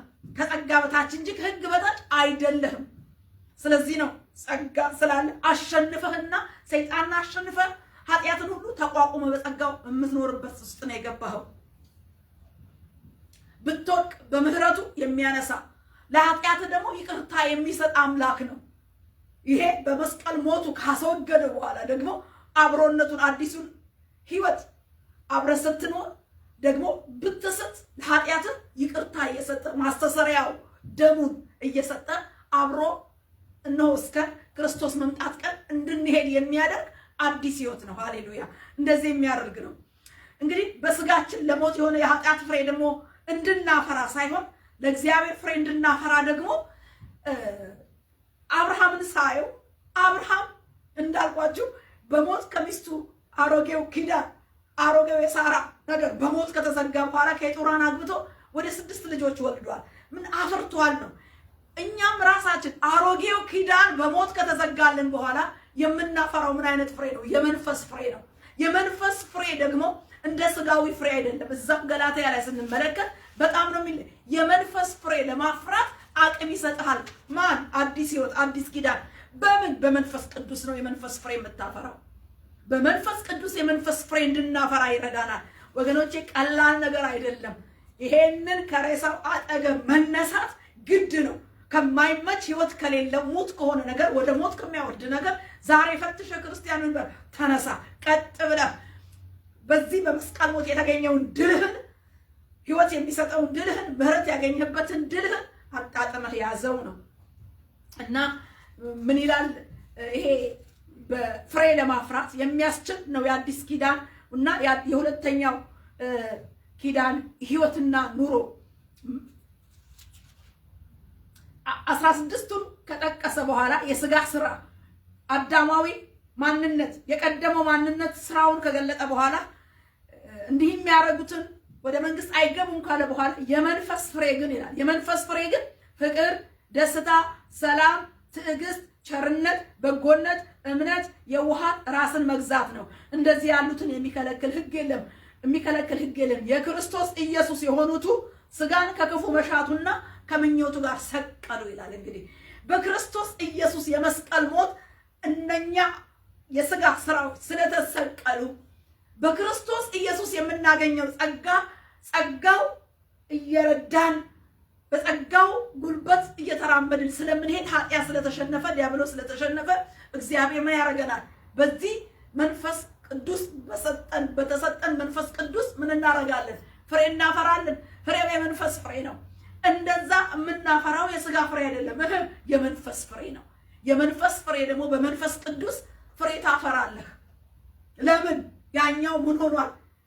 ሰይጣናዊው አዳማዊው ይሄ በህግ ገዝቶ በኃጢአት የሚያኖረው ያ እስራት ያ ቀንበር ያ ሞት ያለበት የሰይጣን ቀንበር የኃጢአት ቀንበር የህጉ ቀንበር ተሰብሯል። በክርስቶስ ሞት አምነህ ወደዚህ ውስጥ ስትገባ በዚህ ሰዓት እስራቱ ሲፈታ ህጉና ቀንበሩ በሞት ሲሰበርልህ አዲሱ ኪዳን ክርስቶስን ማንም በክርስቶስ ቢሆን አዲስ ፍጥረት ነው የሚለው። ማንም በክርስቶስ ቢሆን አዲስ ፍጥረት ነው።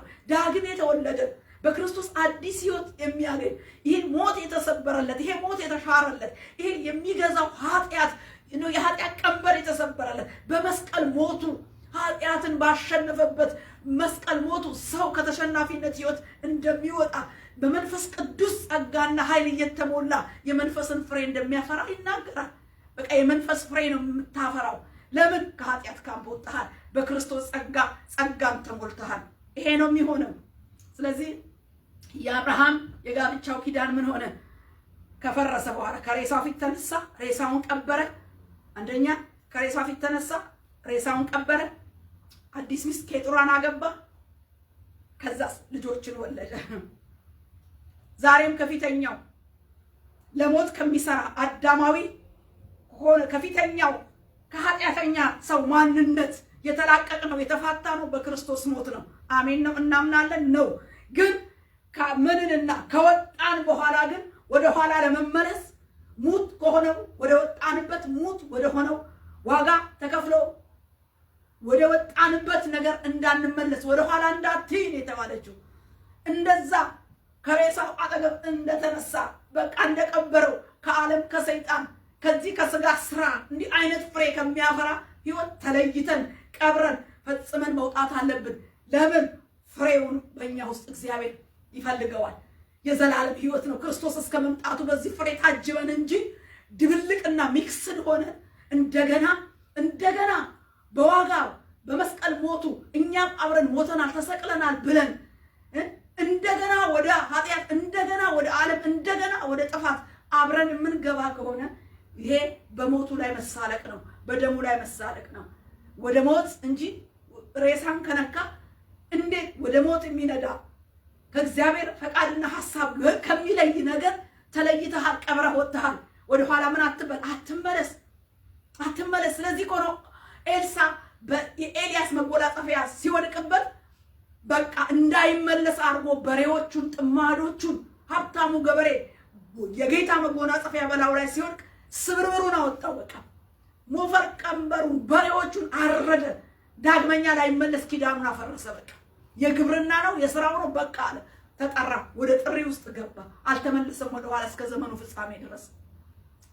ወገኖች በጌታ ሞት ህይወት ካገኘን በኋላ ሞት ወዳለበት መንደርና አጠገብ ስፍራ ከሞት ነገር ነፍስ ከሌለበት ሬሳ ነገር ከአጠገቡ ከጎኑ እንነሳ።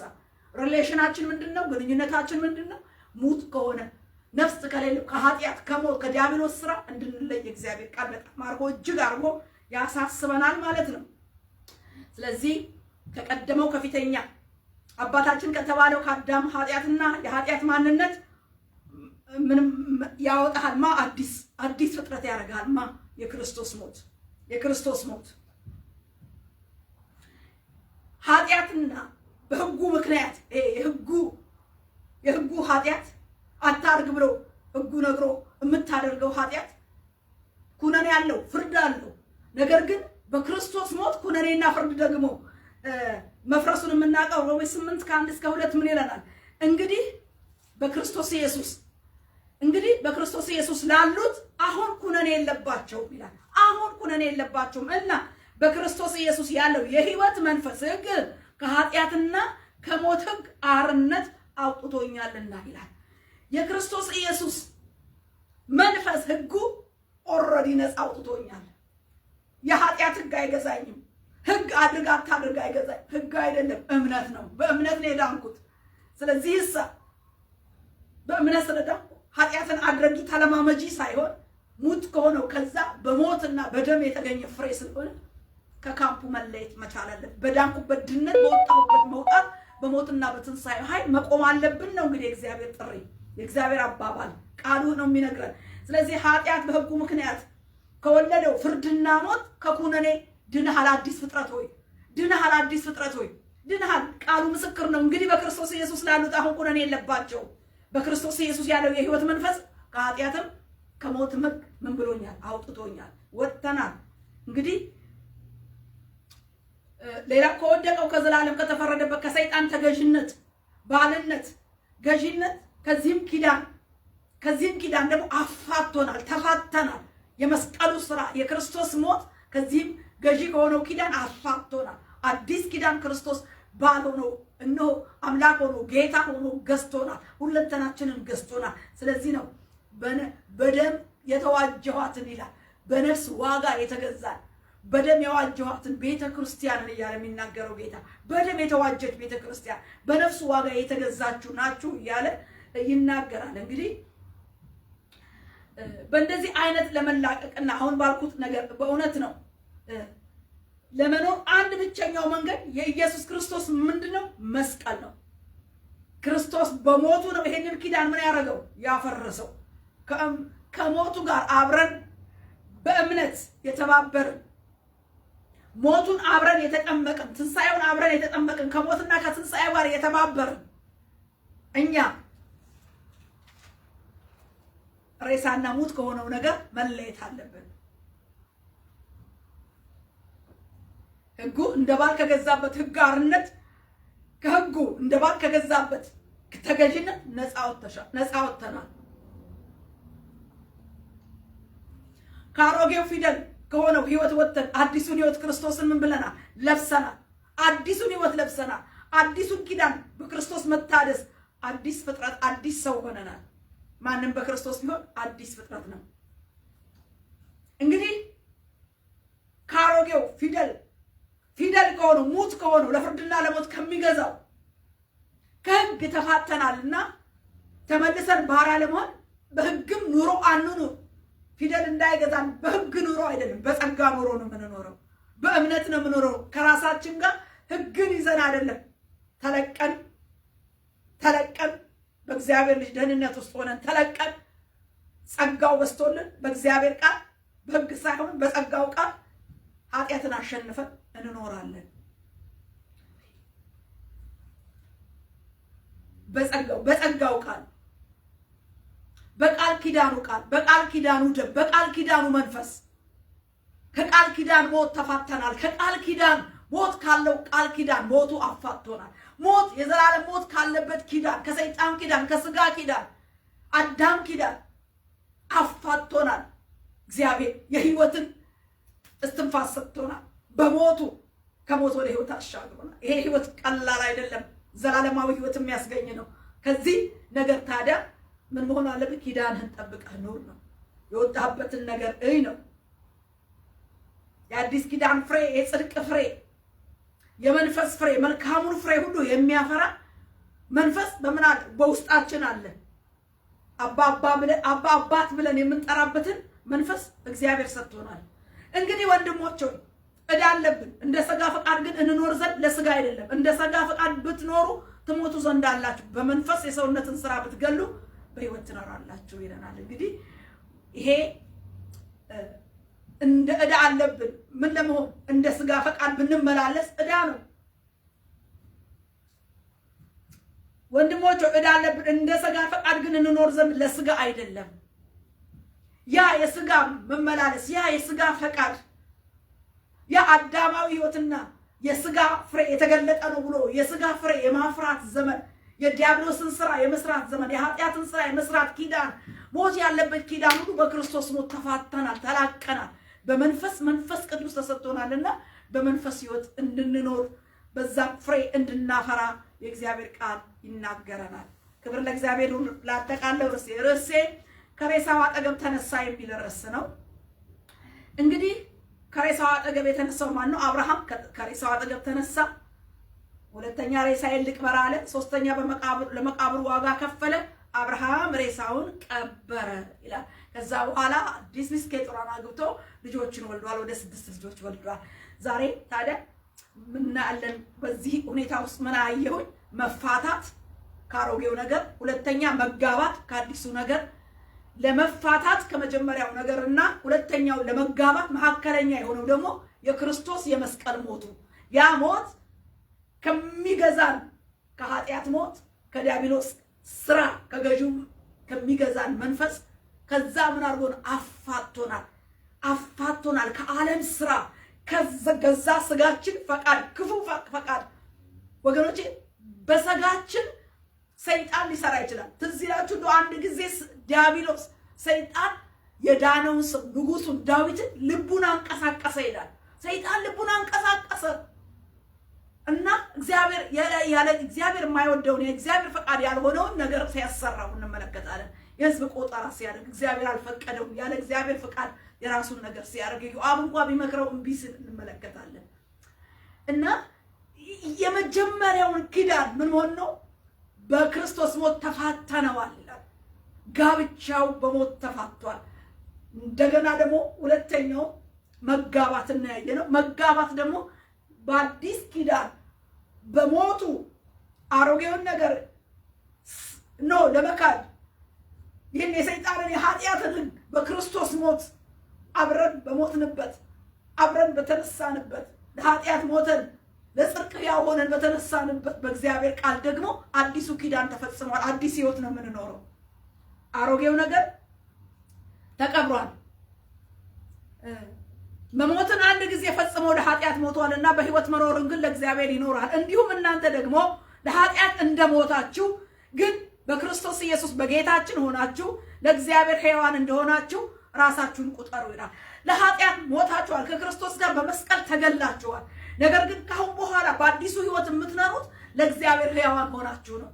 ከሬሳ ጋር መጋጠም ሳይሆን ሙት ከሆነው ነገር ጋር ቅልቅል ሳይሆን በተለያችሁበት መለየት፣ በሞት በሆነው በመስቀሉ ስራ አብራችሁ በሞታችሁበት መለየት ተቀድሳችሁ ኑሩ ነው። ተለይታችሁ ኑሩ። ሙቱን ነገር ከዛ አጠገብ ተነሱ። ምን አድርጉት? ልክ ጋብቻው በሞት ፈርሶ ሬሳውን እንደቀበረ በክርስቶስ ሞት አብራችሁ ሞቷችኋልና ቀድሞ ያ ሲሰራባችሁ የነበረ ኃጢአት በሉት የሰይጣን ስራ በሉት ልዩ ልዩ ኪዳን የያዘ አስገብሮን የነበረ ዛሬ ይዋጋል እንጂ ፈጽሞ በእኛ ህይወት ውስጥ ሊሰራ አይችልም። ተቀበረ። አጠገቡ ታዲያ አትድረሱ ነው። ሬሳ እንደሆነ ሙት ከሆነ ነገር ቅበሩት ነው። መፋታት፣ መጋባትና ሶስተኛ ምንድን ነው? ፍሬ ማፍራት። ሰው ከተፋታ ከመጀመሪያው ጋር በሞት ተፋታ፣ እንደገና በሞትና በትንሣኤው ኃይል ከክርስቶስ ጋር ተጋባ። ቀጥሎ ምንድን ነው? መንፈሳዊ ፍሬን ያፈራል። ስጋዊ ፍሬ ሳይሆን መንፈሳዊ ፍሬን ያፈራል። ይሄ ነው ማሳሰቢያ። አሁን ሁሉንም ተናግሬ ያለው ማሳሰቢያው ምንድን ነው? ሙት ከሆነ ነፍስ ከሌለው ነገር ምን በል ተለይ ነው። ሁለተኛ ማሳሰቢያው ደግሞ ምንድን ነው? የተሰቀለውን አታውርደው። ስጋ ከክፉ ምኞቱና መሻቱ ጋር በመስቀሉ ላይ ተሰቅሏል። ፈቃድ ሰጥተህ አታውርደው፣ አታውርደው። ተሰቅሏል፣ አታውርደው ነው። ይሄ ማሳሰቢያው። በሞት ነው ኪዳኑ የፈረሰው። መስቀል ላይ ክርስቶስ በሞተበት አታውርደው የተሰቀለውን ነገር። ሶስተኛ በእምነት እንጂ በሥርዓት ልንምን አትጸድቅምና ሙት ከሆነው ከፊተኛው ከትእዛዛት ከሕግ በታች ከተገዛህለት ከጸጋው በታች በሚረዳህ ከፍርድ በሚያስመልጥ ከሞት በሚያድን ሁሉ በተሸነፈለት በክርስቶስ የመስቀል ስራ አምነ እምነትህን አጽንተህ እስከ መጨረሻው ጠብቅ። ክብር ለኢየሱስ ይሁን። አራተኛው ፊተኛ የሆነውን የማያድነውን ሙት ኪዳን ለመቅበር ዋጋ ያስከፍላል። አብርሃም መሬቱን ገዝቶ እንደቀበረ ቅድም እንደተናገርኩት ለጠቀልለ ነው ማሳሰቢያዎቹን። እና ሰው ህይወት ሲይዝ ከሞት ወደ ህይወት ተሻግሮ የመጀመሪያውን ኪዳን በክርስቶስ ሞት ከፈረሰለት በኋላ የህይወትንና የአዲስ ኪዳንን ኑሮ ተለይቶ መኖር ሲጀምር ዋጋ ይከፍላል። ዋጋ መክፈሉ አይቀሬ ነው። ይሄን አውቀን ነው የምንገባበት። ብዙ ነገሮች ፊተኛው የተውነው ዲያብሎስ ይቆጣል። ለምን እንደቀደመው በዘሯ ውስጥ አልነገስኩም፣ በሷ ውስጥ ለምን አልነገስኩም፣ ለምን ቀጣይ በልጆቹ አልነገስኩም፣ ለምን አልሄድም። በቃ ሲወርድ ሲዋረድ ገዢው መንፈስ በቤት በቤተሰብ በዘር በትውልድ በሐረግ እንዲሁም ደግሞ በአገር በቃ እንደዚህ አይነት የቀደመው በክርስቶስ ኢየሱስ የተሸነፈው በመስቀል ሞቱ የተሸነፈው ኃጢአትም ሰይጣንም ዓለምም ስጋና ክፉ ምኞትም ሁሉ ስለተሸነፉ በመስቀል ሞቱ ስለተቀበሩ ሙት ሆነው ስለተቀበሩ ፋይላቸው ስለተዘጋ በእኛ ህይወት ውስጥ ለምን ብለው ሊዋጉ ሁኔታዎች፣ ጦርነቶች፣ ሰልፍ፣ መከራ፣ ፈተና ሊኖሩ ይችላሉ። ስለዚህ ምን ማድረግ ነው? ዋጋ ለመክፈል ወስኖ በዚህ ሞትና ትንሣኤው ክርስቶስ ዋጋ በከፈለበት እኛም አብረን ከመስቀል ሞቱ ጋር አብረን የሞትን አብረን ከሱ ጋር የተነሳ ቅድስናህን ጠብቅ ነው። መጀመሪያ ቅድስናህን ጠብቅ። ሞት ከሆነው ነገር ተለይ፣ ቅድስናህን ጠብቅ። የተሰቀለው ነገር አንዴ ተሰቅሏል፣ አታውርደው።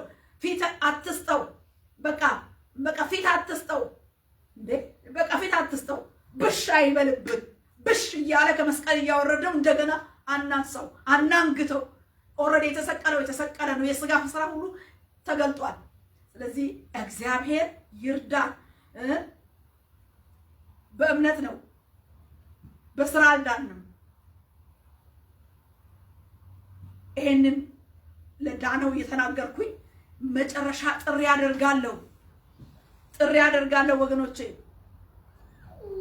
ፊተኛውን ያስረጀ አዲሱ ኪዳን ክርስቶስ በሞት አሁን እንደተናገርኩት በሞት የሰይጣንን የዓለምን የስጋና የክፉ ምኞትን ኪዳን ይዞ ባላጋራ ሆኖ ሰይጣን ህዝቦችን ሲገዛ የነበረው ክርስቶስ በመስቀል ሞቱ ምን ብሎታል? አፍርሶታል። ኪዳን አለኝ ቢል ኪዳኑ በክርስቶስ ሞት ፈርሷል። በሞት ጋብቻው ፈርሷል። በሞት ልደቱ ፈርሷል። እና ዛሬ በባህል ቢሆን ከቤት ወደ ቤተሰብ ከቤተሰብ ወደ ቤተሰብ በተላለፈ በጣዖት አምልኮ ውስጥ ያለን ቢሆን አብርሃም ከጣዖት አምልኮ የመጣ ነው። የእምነት አባት ሆኖ ግን አምኖ ጽድቅ ሆኖ ተቆጠረለት። ዛሬ ለሱ ብቻ ሳይሆን በክርስቶስ ኢየሱስ አምነው ለዳኑት የአብርሃም የተስፋው በረከት ሁሉ ለኛ የሚቆጠርልን ዘንድ አለው። ይሄ እምነት አለው። የእግዚአብሔር ቃል ሮሜ 4 ላይ ስለሚናገር ወገኖቼ ዛሬ በክርስቶስ ሞት ያልተሸነፈ ነገር የለምና አሮጌው ኪዳን ሞት ባልነቱን፣ ሞት ገዥነቱን፣ ሞት ባሪያ አድርጎ የሰለጠነበትን አፍርሶታል። ዛሬ በኃጢአት የምትቸገሩ አላችሁ። በኃጢአት አድርግ እያለ በቃ ከተኛችሁበት እየቀሰቀሰ ወደ ኃጢአት ሩጫ የሚያስሮጣችሁ ወደ ዓለም፣ ወደ ጭፈራው፣ ወደ ሌብነቱ፣ ወደ ተለያየ ኃጢአት በጣም ኮንትሮል አድርጎ ያለው ህዝብ ሁሉ ይሄንን ጉዳይ ክርስቶስ በመስቀል ሞቱ ኪዳኑን ሰብሮ ኃይሉን ሰብሮታል። የሚነዳበትን የሰይጣንን ጉልበት የዓለምን የስጋን ክፉ ምኞትና ሐሳብ ክርስቶስ በሞት ሽሮታል። ሳራ በሞት የአብርሃም ጋብቻ እንደፈረሰ ሴት በህይወት እያለች ባሏ በህይወት እያለ የህጉ እስረኛ እንደሆነች ቢሞት ግን ከህጉ አርነት እንደወጣች ነፃ እንደሆነች እኛም ዛሬ በክርስቶስ ሞት ከህግ ባርነት አርነትን ሰጥቶናል። ህግ ሳይሆን በእምነት ክርስቶስን በማመን ብቻ ህጉን በመጠበቅ አይቻልም። ህጉ ጠቋሚ ነው። ጸጋ ሰጥቶ ላለማድረግ አያስችለንም። እንዳውም ይፈርድብናል። አላደረገችም ብሎ ይከሰናል፣ ይፈርድብናል። ስለዚህ ህግን አንችለውም፣ መጠበቅም አንችለውም። ስለዚህ በክርስቶስ በመጣልን በሞቱ በኩል አምነን ስንድን ከጸጋው በታች ስለሆነን የእግዚአብሔር ጸጋ በጸጋው እንኖራለን፣ በምህረቱ እንኖራለን። የኪዳን ምህረት የኪዳን ጸጋ አምላካችን እግዚአብሔር በክርስቶስ ኢየሱስ ደካሞችን፣ ኃጢአተኞችን፣ ለህግ ባሪያ ሆነው የተገዙትን፣ ለሰይጣን ባሪያ ሆነው የተገዙትን ከሰይጣን ባርነትና ከህጉ ከተሸነፉበት ባርነት አርነት ሊያወጣ ልጁን ኢየሱስን ወደኛ ልኳል። ይሄን የመንግስት ወንጌል በዚህ እውነት እንኑር። ይሄ ህይወት ሁላችንን ሊያድን የመጣ እውነት ነው። በመስቀል ሞቱ የሚያስፈራራን የአጋንንት የዓለም የሰይጣን የስጋ ክፉ ምኞት የሚያስገድደን ኃይል ሁሉ ክርስቶስ በሞቱ ጋብቻውን አፍርሶታል፣ ኪዳኑን አፍርሶታል። የአዲስ ኪዳን የታረደው በግ የክርስቶስ የመስቀል ሞት ትንሣኤና ኃይሉ መንግስትና ቃሉ ለዘላለም ህይወት ያበቃል። ክብር ለእግዚአብሔር ይሁን። የዳንን በክርስቶስ ኢየሱስ እነሆ ይሄ ህግ የተሻረልን አርነት የወጣን ደግሞ ሬሳና ሙት ነፍስ ከሌለው ከዓለምና ከሰይጣን ከኃጢአት ፍሬ ከሌለው ረብ ከሌለው ነገር በመለየት እነሆ የአዲሱን ኪዳን እውነተኛ ኑሮ እንኖርበት። እግዚአብሔር ይርዳን። ለምን ታዲያ አንድ ጥያቄ ሊኖረን ይችላል። የዳነ ሰው ታዲያ ይሄ ኃጢአቱ በመስቀል ላይ ተሰቅሎ ኃጢአት ሰይጣን ይሄ የስጋ ክፉ ምኞትና አሮጌው ሰው አዳም በመስቀል ላይ ከተሰቀለ ለምንድን ነው ሰው ታዲያ የዳነው ሰው ላይ ኃጢአት የምናየው? ለምን ሰው ሊወድቅ ይችላል ልንል እንችል ይሆናል። ያ የራሱ ምን አለው ሰፊ ገለጻ አለው በእግዚአብሔር ቃል ስናየው። ግን ኢየሱስ ክርስቶስ በመስቀል ሞቱ የኃጢአትን ኃይል ምን ብሎታል? ሰብሮታል። እግዚአብሔር ከረዳን አንድ ቀን ደግሞ በዚህ እንማማራለን። ለምን ሰው ኃጢአቱ በመስቀል ላይ ከተጠረቀለት ሕጉ ከተሰበረለት ለምንድን ነው ታዲያ ሰው እንደገና በሰውየው ህይወት ላይ ድካም የሚታየው? ሰው ፍጹም አይደለም ወገኖቼ፣ ሰው ፍጹም አይደለም። ግን እስከ ክርስቶስ መምጣት ቀን ድረስ ወደ ፍጹምና እየተሰራ ወደ ፍጹምና ህይወት እየተሰራ በጸጋው ዕለት ዕለት እያደገ ከትላንቱ ይልቅ ዛሬ የበለጠ ማንነቱ እየተሰራ ክርስቶስን ሞዴሉን አምላክ እየመሰለ የሚኖርበት ሂደት ነው ክርስትና። በአንድ ጊዜ እግዚአብሔር አይደለም እግዚአብሔርን መስሎ ቁጭ አይልም።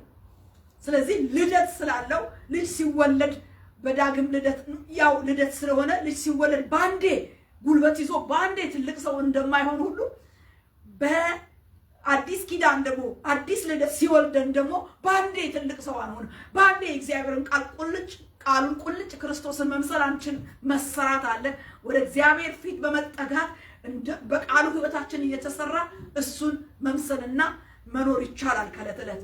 ክብር ለእግዚአብሔር ይሁን። ጥያቄ እንዳይሆንባችሁ ብዬ ነው ይሄን የተናገርኩት። ይሄን ካላችሁ ለምንድን ነው በክርስቲያን ህይወት ይሄና ይሄ የሚታየው ምንለው? ይሄ ጥቂት መልስ ሊሆን ይችላል። እግዚአብሔር ይባርካችሁ። ፕሮግራማችንን ጨርሰናል። ተባረኩ።